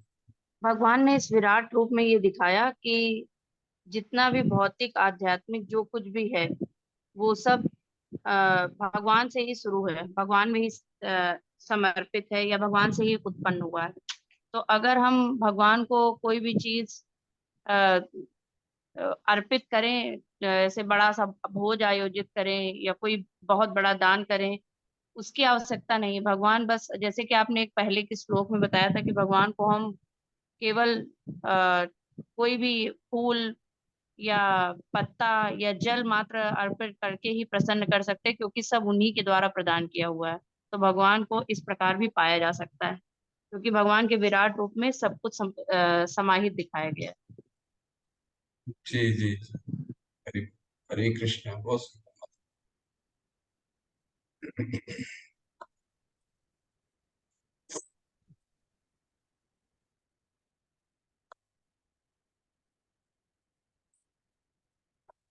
ठीक है, चलिए मैं आपको ये चर्चा आज हो चुका है, इसके बाद भी रिपीट कर देता हूँ। हाँ, टीना माता जी, टीना माता जी अटेम्प्ट लीजिए, बिल्कुल बिल्कुल बिल्कुल। और किसी को भाग लेना है? बोलिए माता जी, हरे कृष्ण माता जी, प्लीज। हरे कृष्णा पंडित जी। मुझे लगता है भगवान चाहते हैं कि सिर्फ मेरा नाम सिमरो, वही तुम्हारी असली भक्ति है। मेरा नाम सिमरन ही एक असली भक्ति है इस कलयुग में। जी जी जी। हरे कृष्ण। हरे कृष्ण, बिल्कुल बिल्कुल। शैलजा माता जी, हरे कृष्ण माता जी। हरे कृष्णा माता जी।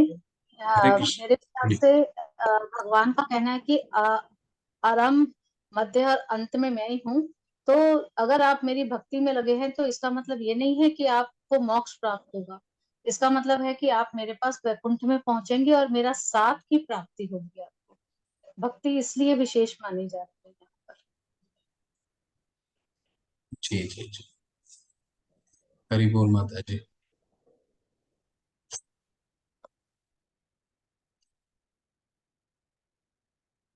और कोई पार्टिसिपेट करना चाहते हैं?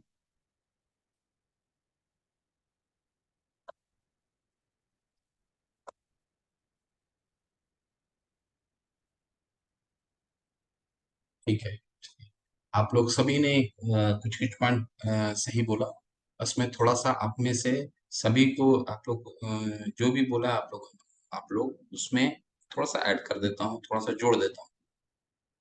देखिए क्या होता है कि हम हमेशा आश्चर्य जो चीजें होती हैं उसको देखने के लिए बहुत ललाहित रहते हैं, और आश्चर्य चीजों को देखने के लिए हम हमें ऐसा अभी तक ये लगता है कि आश्चर्य कोई बहुत आश्चर्य चीजें दिखाएगा, वही भगवान है, वही भगवान का स्वरूप हो सकता है। ठीक है, जैसे भगवान ने अपना विराट रूप दिखाया, तो हमें जब सबसे प्रथम बार मैं ये विराट रूप पढ़ा था, तो मुझे बहुत बहुत पसंद आया था ये अध्याय। तो और इसके कारण फिर पूरी भगवत गीता फिर दोबारा पढ़ी। तो ये जो अध्याय है बहुत लोगों को आकर्षित करता है, क्योंकि हम देखिए आम जीवन में भी देखते हैं कि कोई भी सामान्य पुरुष कोई साधु रहता है, कोई इसी तरह साधु तो नहीं कह सकते हैं, कोई मिथ्याचारी रहता है जो अ, कोई अद्भुत चीजें करके दिखाता है, मैजिक करके दिखाता है, कुछ चीजें इधर से लेके आता है, कुछ चीजें उधर दे देता है, तो हम बहुत कभी-कभी आकर्षित हो जाते हैं उन सब चीजों को देख करके। ठीक है, तो भगवान अपना आकर्षण दिखाने के बाद अर्जुन जो भगवान के भक्त हैं, क्या उस आकर्षित चीज के पीछे इतना बड़ा विराट रूप दिखा दिया उन्होंने, पर अर्जुन क्या उस विराट रूप को देखने के लिए आकर्षित हुए? वो क्या हो गए? वो तो डर गए। तो कोई भी आश्चर्य चीज दिखाने के बाद भी अर्जुन क्या हो गया? डर गया। तो भगवान का जो भक्त होता है, वो कोई भी भगवान की विराट रूप या आश्चर्यमय चीजों को देखने के लिए ललायत नहीं होता। ठीक है, तो इसके जो अंतिम के जो 4 श्लोक हैं, वो क्या बताते हैं? वो अंतिम के जो 3 या 4 श्लोक हमने अध्ययन करा, वो ये बताते हैं कि ये जो रूप है सिर्फ भौतिक जगत को दिखाने के लिए कि भगवान ये है, परंतु ये भक्तों के लिए ये रूप नहीं है।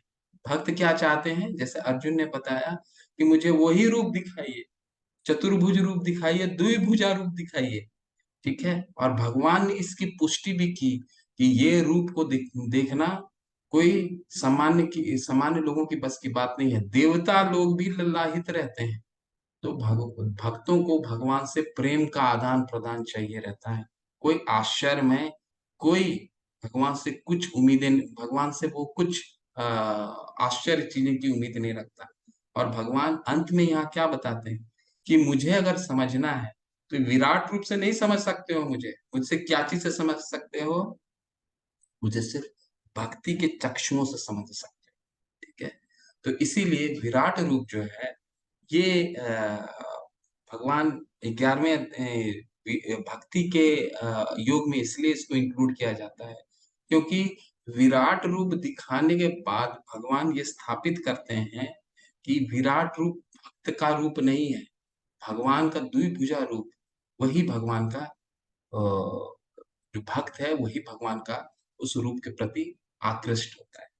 ठीक है, इसीलिए ये अध्याय हमें भौतिकता से लेकर के आध्यात्मिक की ओर जोड़ता है। आश्चर्य चीजें देखने की जो हम चेष्टा करते हैं कि भगवान, अरे अच्छा एक बात बताएं आप लोग, या फिर एक सोच करके देखिए, हम भगवान की भक्ति में बहुत ही मग्न हो जाते हैं और किसी दिन हमें भगवान दर्शन दे देते हैं, हम क्या करेंगे ऐसा? हम ऐसा क्या करेंगे भगवान के साथ? भगवान के दर्शन दे देते हैं, कभी आपने सोचा है क्या ऐसा करेंगे? भक्त क्या करता है? भक्त क्या कर सकता है? अन्नपूर्णा माता जी, हरे कृष्ण माता, बोलिए। हरि बोल अगर माता, मुझे पहले कभी तो आपको हाँ, बोल देता हूँ, हरि बोल आपका हरि बोल। आपको पार्टिसिपेशन के लिए आपको हरि बोल माता जी, हरे कृष्ण। धन्यवाद। जी अगर बोलिए। मुझे भगवान के दर्शन हो जाए तो मैं सबसे पहले उनके चरणों में साष्टांग प्रणाम करूंगी। यही भक्त की निशानी है, हरि बोल माता जी। बिल्कुल आपका उत्तर एकदम सटीक है। और भगवान का भक्त जो होता है, रत्ना माता से भी सुनते हैं वो भी क्या कहना चाहते हैं। बहुत सुंदर आपने बोला रत्ना माता जी। हरे कृष्ण माता, आप बताइए माता प्लीज। रत्ना माता जी, हरे कृष्ण, अनम्यूट कीजिए माता।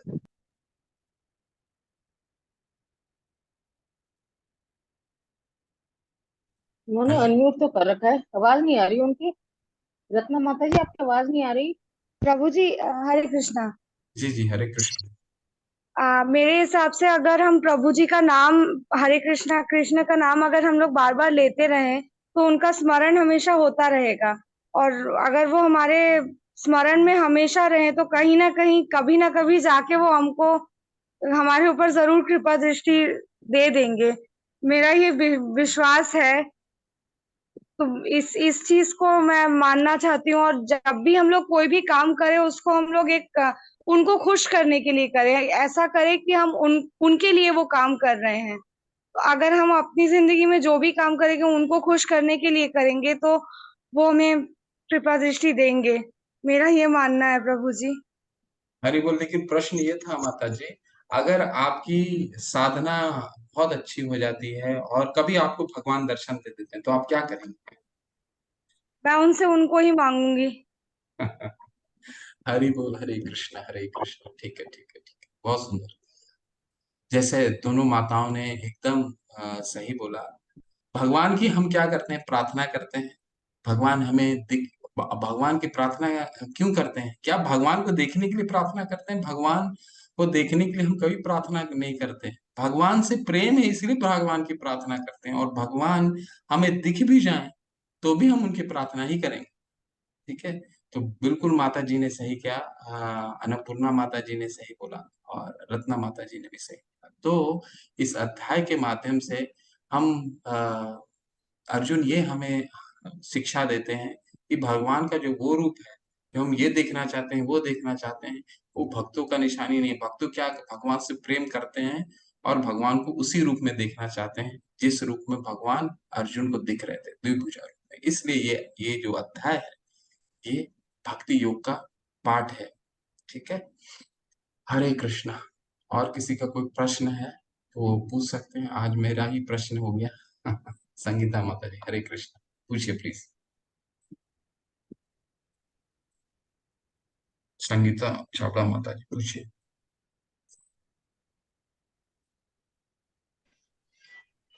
हरे कृष्ण प्रभु जी।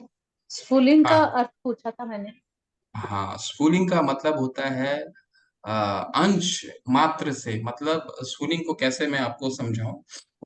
स्फुलिंग मतलब जैसे भगवान की जो ऐश्वर्य है वो क्या है? अनलिमिटेड है, असीमित है। ठीक है। परंतु 10वें अध्याय में उन्होंने क्या सिर्फ 82 ऐश्वर्य के बारे में बताया, 80 82। तो भगवान कहते हैं कि मेरा ये तो सिर्फ अंश में है, ये तो सिर्फ स्फुलिंग मात्र है, एक तुच्छ सा है। इसको इस तरह से समझने का प्रयास कीजिए। ठीक है। एक बहुत छोटा सा है। स्फुलिंग का क्या मतलब? एक स्पार्क। स्फुलिंग का होता मतलब स्पार्क है। जो मैं अभी 82 82 योग विभूति बताया हूँ आपको, वो सिर्फ और एक छोटा सा स्पार्क है। मेरी विभूति तो अनंत है। सारे शास्त्र भी कम पड़ जाएंगे अगर मेरी विभूति लिखना शुरू कर दें। ठीक है। तो इसको इस तरह से समझिए, ये स्फुलिंग का मात होता है स्पार्क, थोड़ा सा। ठीक है माता।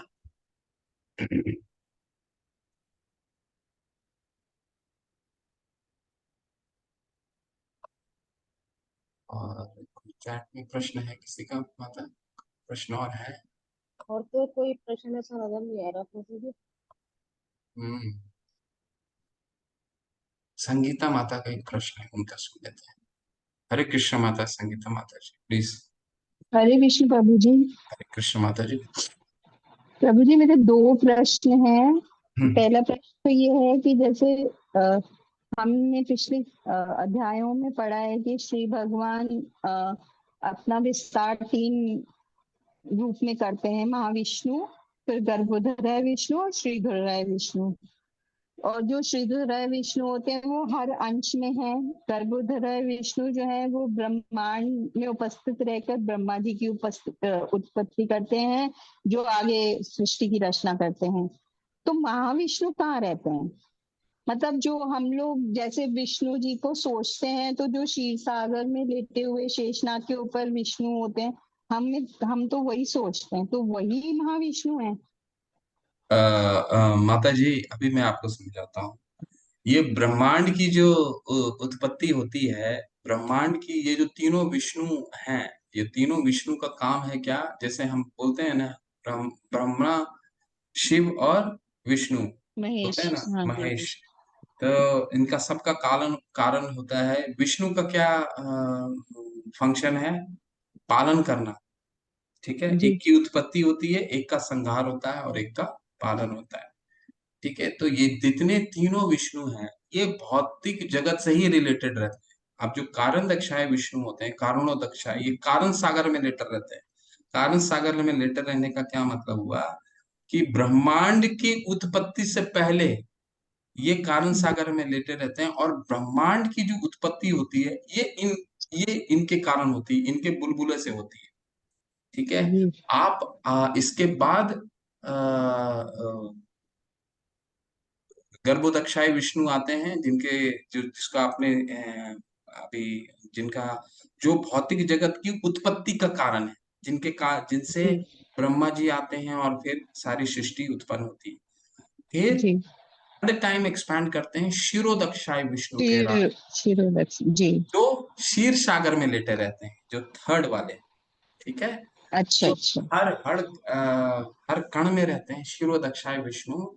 और हम जो हैं जितने अवतार होते हैं, भगवान के जितने अवतार हैं वो क्षीरोदक्षाय विष्णु से ही उद्भूत उत्पत्ति होती है। सारे जितने भी अवतार होते हैं क्षीरोदक्षाय विष्णु ही है। और ये जो हम ब्रह्मा, शिव और महेश बोलते हैं, ये जो महेश है ये क्षीरोदक्षाय विष्णु। ठीक है, ये क्योंकि ये पालन करते हैं, क्योंकि हर जगह अंदर जाते हैं, सब कण कण में अंदर रहते हैं और उसको कण कण में रह करके उसका पालन करते हैं, जी मेंटेनेंस करते जी हैं। ठीक है, तो ये क्षीर सागर जी में लेटे वाले थर्ड वाले हैं सबसे। जी तो प्रभु जी, महाविष्णु और जो चतुर्भुज विष्णु है वो एक ही है कि हाँ, वो भी अलग अलग हैं? नहीं नहीं, चतुर्भुज विष्णु जो आप हम लोग नारायण, ये हमारे जी जो चतुर्भुज जिसको हमने अभी जिनके बारे में पढ़ा, जो जी परमात्मा हम बोलते हैं, परमात्मा जी जो हम सबके हर जीव के अंदर हैं, ये क्षीरोदक्षाय विष्णु यही हैं जो चतुर्भुज है। ठीक है, ये हमारे हृदय में अच्छा, रहते हैं, यही है, यही क्षीरोदक्षाय तो विष्णु। नारायण रूप को क्षीरोदक्षाय विष्णु कहेंगे? नारायण सबको बोला जाता है, हाँ, नारायण क्षीरोदक्षाय विष्णु ही है, वैसे तो पूर्ण रूप से नारायण क्षीरोदक्षाय विष्णु ही है। ठीक है, जो चतुर्भुज होता है ना, जिनका आज वर्णन हुआ। जी। और प्रभु जी, मेरा दूसरा प्रश्न ये था कि जब हम जो पिछले अध्याय में हम लोग ने पढ़ा था कि सृष्टि में जब प्रलय आएगी, समाप्त हो जाएगी, और फिर ब्रह्मा जी की मृत्यु हो जाएगी, फिर उसके बाद फिर विष्णु जी फिर से वापस ब्रह्मांड की रचना करेंगे, फिर ब्रह्मा जी की उत्पत्ति होगी, और फिर वो चक्र चलेगा, मतलब सतयुग फिर से आएगा। तो मेरा प्रश्न ये था कि कलयुग में जो जीवों की समाप्ति होगी, उनकी जो पुण्य और पाप की बैलेंस शीट खत्म हो जाएगी, वो फिर से सतयुग में सब पुण्य से ही पैदा होंगे? नहीं नहीं नहीं, बैलेंस हमेशा बरकरार रहेगा माता जी। और अगला जो जीव योनि मिलेगी, जब नए युग का निर्माण, जब नया सृष्टि का निर्माण होगा, तो वो जो बैंक बैलेंस है आध्यात्मिक का, वो एज इट इज रहेगा, फिर उनको वही योनि मिलेगी। तभी तो जब नई सृष्टि होगी, तब भी पशु आएंगे, तब भी जलचर आएंगे, तब भी पेड़ होगा।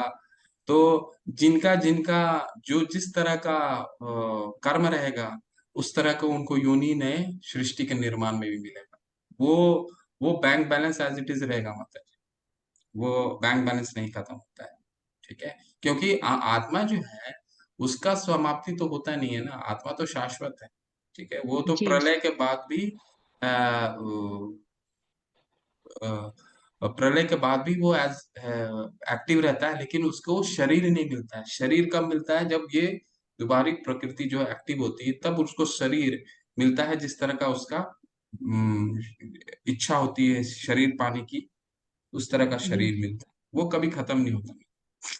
जी ठीक है जी। माता। और प्रभु जी, मुझे आज अभी आपने अभी मेंशन किया था कि जब देवकी जी के प्रभु ने जन्म लिया था, तो सब देवता आए थे, उनकी स्तुति कर रहे थे। लेकिन अभी थोड़े दिन पहले जब मैंने आपसे क्वेश्चन किया था तो आपने कहा था उनका जन्म नहीं हुआ था, उनका प्राकट्य हुआ था, तो ये कंफ्यूजन हो गई। देखिए, भगवान क्या जन्म लेते हैं, लेकिन भगवान का जन्म को हम लोग जन्म नहीं कहते हैं, प्राकट्य कहते हैं, वो प्रकट होते हैं, ठीक है। क्योंकि जस्ट जी थोड़ा देर पहले ही जब वो इसमें थे, जब उनको कारागार में बंद किया हुआ था, जी तो चतुर्भुज रूप में उन्होंने दर्शन दिया था ना माता को। देवकी जी माता को उन्होंने दर्शन दिया था, फिर माता ने प्रार्थना की कि मुझे मेरे गर्भ में आइए आप। फिर जी भगवान उनके गर्भ में गए थे। तो भगवान का ये तो नॉर्मल प्रोसेस नहीं है ना माता जी, एक नॉर्मल प्रोसेस तो हुआ नहीं। तो भगवान गर्भ धारण करते हैं एक भक्त के आग्रह पे, एक भक्त की तपस्या पे, एक भक्त का प्रार्थना पे। तो वो भगवान का जन्म नहीं हुआ, तो वो तो भगवान प्राकट्य हुए, उनके गर्भ के द्वारा प्रकट हुए। इसको इस तरह से समझने का प्रयास जी जी। हरे कृष्ण प्रभु जी।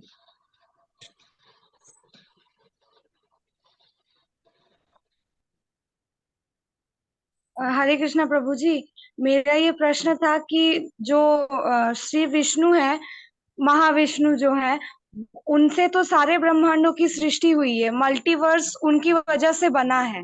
तो सारे मल्टीवर्सेस में, सारे यूनिवर्सेस में ये जो रामायण महाभारत की कथा है, ये सारे यूनिवर्सेस में होती होगी कि वो डिफरेंट है वो स्टोरीज? सबकी जगह डिफरेंट स्टोरी होती है, क्योंकि हर ब्रह्मांड के ब्रह्मा जी अलग होते हैं ना। तो हर जगह हाँ लीलाएं जो हैं हर जगह अलग होती हैं। हाँ, अलग हाँ होती होंगी ऐसा, क्योंकि इसका कहीं संकेत मिलता नहीं है माता जी। परंतु हम ये समझते हैं कि हर ब्रह्मांड की लीलाएं अलग होती हैं, ठीक है। तो ऐसा ही इसका मतलब अगर अगर हर ब्रह्मांड की लीला अलग होती है तो इसका मतलब ये भी होता होगा ना कि वहां के जो क्रिएशंस हैं, जो क्रिएचर्स हैं, जो जानवर जीव हैं, वो भी अलग तरीके के होते होंगे या डिफरेंट हिस्ट्री से रिलेटेड होते होंगे। अगर बिल्कुल। यहाँ पे हिटलर ने जंग हार गया था तो वहां पे हिटलर जंग जीत गया होगा, मतलब कुछ इस तरह का। हो सकता है माता जी, परंतु इसका तो कहीं वर्णन मिलता नहीं है, क्योंकि इस तरह का वर्णन कहीं आता नहीं है। परंतु आप जो सोच रही हैं शायद मेरा भी वैसा ही सोचना है कि हर हर सृष्टि में, हर ब्रह्मांड में अलग कथा है। क्योंकि अभी हम यहाँ पे वर्णन कर रहे हैं भगवान की, भगवान कहते हैं कि उनकी लीलाएं हर समय कहीं न कहीं किसी भी ब्रह्मांड में चल रही होगी। तो आज हाँ हमारे यहाँ पे कथा हो रहा है, और भगवान की किसी भी ब्रह्मांड में लीलाएं अभी भी चल रही होंगी, ठीक है। हाँ तो ये आप जो कह रहे हैं जरूर हो सकता है, इसका इसकी पुष्टि तो कहीं नहीं मिलती, पर अ, यही होना चाहिए, ऐसा मुझे लगता है। और मैं अगर प्रभु जी, अगर मैं श्री कृष्ण की बचपन की लीलाएं अगर सुनना चाहूँ या पढ़ना, उनको पढ़ना चाहूँ, तो मैं भागवतम में पढ़ सकती हूँ वो, है ना? बिल्कुल, भागवतम में तो भगवान की लीलाएं हैं, उनके भक्तों की लीलाएं, उनके भक्तों की स्तुति है। तो हर लोगों को, सभी लोगों से प्रार्थना है कि जीवन में भागवतम का कवर टू कवर जरूर एक बार अध्ययन करें, from first page to last page, ठीक है। तो जीव भागवतम तो भगवान की लीलाएं हैं, उनके भक्तों हाँ की लीलाएं हैं, उनके भक्तों की स्तुति है, ठीक है। जी।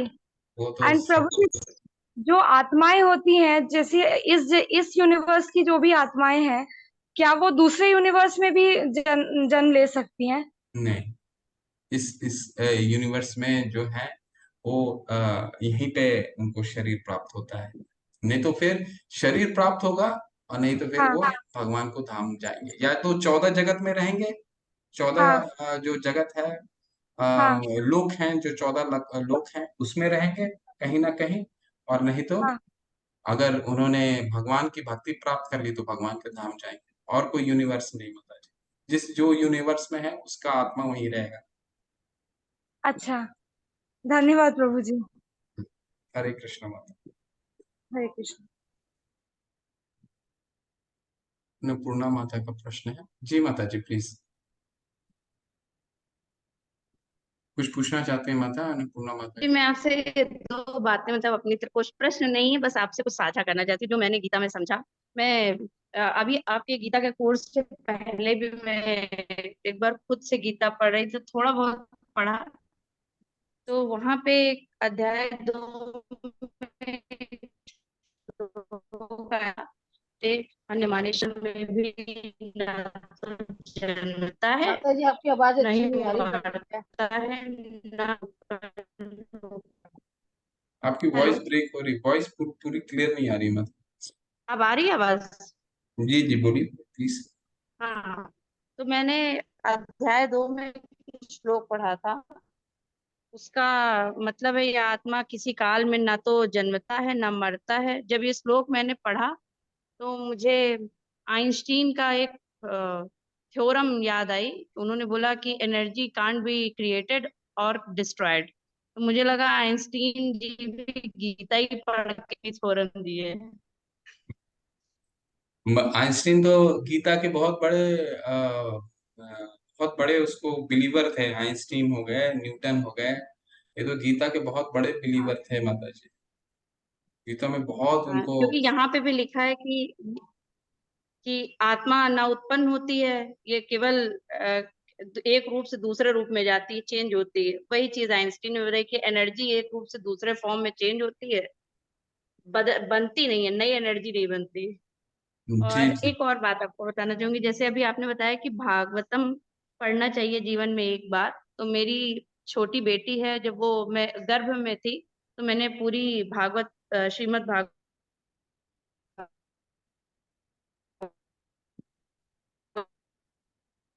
माता जी आवाज नहीं आ रही। आचरण में भी काफी बड़ी बेटी से उसके आचरण में भी परिवर्तन है। बहुत सुंदर माता जी।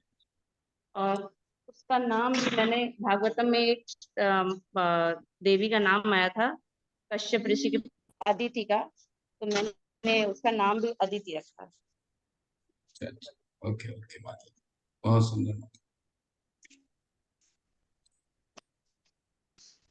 हरि बोल माता जी, हरि हरे कृष्ण तो प्रभु जी। हरे प्रभु जी कृष्ण। मुझे कोर्स से रिलेटेड नहीं, लेकिन एक वैसे ही बात पूछनी है कि मैंने इस कोर्स को ज्वाइन करने से पहले भगवत गीता अपने आप से ही पढ़नी शुरू करी थी, और मैं 12वें अध्याय तक मैंने पढ़ लिया था। लेकिन फिर जब गीता में ही मैंने, मुझे याद नहीं है किस अध्याय में था, लेकिन उसमें यह था कि आप गुरु के मतलब उसमें अंडर गुरु सुपरविजन आप पढ़िए गीता। तो फिर मुझे बहुत ही कंफ्यूजन हो गया। फिर मैंने ये सर्च करा कि मैं कहाँ पर ये किसी गुरु के अंडर पढ़ सकती हूँ, और मुझे ये लिंक मिला था किसी से। तो मैंने फिर वो आगे कंटिन्यू नहीं करी, वो वहीं छोड़ दी उसी अध्याय के बाद पढ़नी। तो वो क्या वो पाप चढ़ता है उससे? नहीं नहीं माता जी, गीता हमेशा भगवान का कोई भी जो शास्त्र है हमेशा गुरु के सानिध्य में पढ़ना चाहिए। और उसको समझने, क्योंकि एक बहुत अच्छा उदाहरण मैंने आपको दिया था, शायद आप रही होंगी, एक मंदिर का उदाहरण आपको दिया था, अगर स्मरण हो तो। ठीक है कि एक बार मंदिर में क्या होता है, जब तक हम एक्चुअली हम अपने मन से पढ़ तो सकते हैं, हमारा हो सकता है व्याकरण सब कुछ अच्छा हो, हम सब कुछ समझ भी जाएं, पर उसके भाव को समझना हमारे लिए बहुत मुश्किल है। भाव कौन समझा सकता है? जिनको तत्व का ज्ञान होता है। ठीक है, और गुरु कौन होते हैं? जी जी, मैंने तो ये एक्सपीरियंस किया है कि जो मैं पढ़ रही थी और जो समझ रही थी और जो आप समझा रहे हैं उसमें मतलब काफी फर्क है। नहीं माता जी, मैं मुझे उतना तत्व का ज्ञान नहीं है, परंतु जो गुरु होते हैं, मैं बस वही कह रहा हूँ जो सुना हूँ अभी तक। मैं मेरे अपने तरफ से ना, मैं जो भी उदाहरण भी देता हूँ कहीं ना कहीं मेरे आचार्यों से सुना है, सीनियर डिवोटी से सुना है। मेरे मेरा कुछ का अपना नहीं है माता जी। तो मेरा बस एक ही रोल है, जो मैंने सुना है वो आपके तक पहुंचा देता है। तो हमें समझना है, गीता को एक ही तरह है, एक ही तरीके से है कि हमने जिस तरह गुरु ने हमें समझाया है, भगवान ने जैसे समझाया है, गुरु वैसे ही समझते हैं, अपनी तरीके से कुछ एडिट नहीं करते हैं और उसको उसी तरह बताते हैं। इसीलिए हमें समझना है गुरु के द्वारा है।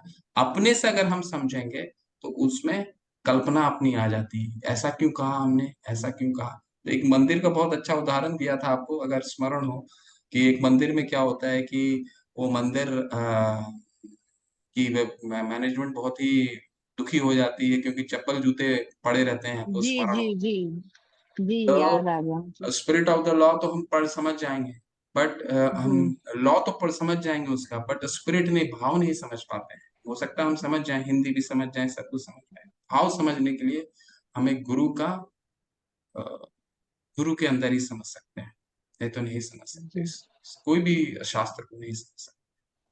तो जैसे बीच में मैंने छोड़ दिया तो उससे कुछ वो तो नहीं नहीं है, माता जी, अब गलत तो तो नहीं? पढ़ रहे हैं ना, अब पढ़ रहे हैं उसको, आपने अच्छा किया उसे जी छोड़ दिया, नहीं तो आप अपने तरीके से समझते हैं उसको। अब आप उसको अच्छे से पढ़िए और इसको सिस्टमैटिक तरीके से पढ़िए। आप जिस तरह से आप अध्ययन जी कर रही हैं अब उसको पढ़िए। जी जी।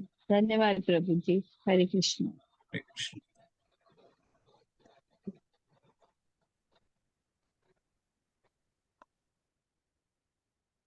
तो कोई क्वेश्चन नहीं है प्रभु जी। चले माता जी क्या? हाँ जी, चला ही जाए, कोई प्रश्न ही नहीं है। ठीक है। किसी का कोई डाउट और है क्या? नहीं तो लोग भी जाते हैं, जो 24 जाते हैं।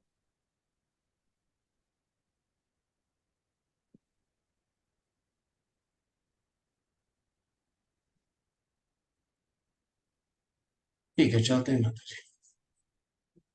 वाञ्छाकल्पतरुभ्यश्च कृपा सिन्धुभ्येव च पतितानां पावनेभ्यो वैष्णवे भयो नमः। अनंत कोटि वैष्णव वृंद की जय, शिला प्रभुपाद की जय, नवाचार्य हरिदास ठाकुर की जय। हरे कृष्णा आप सभी को।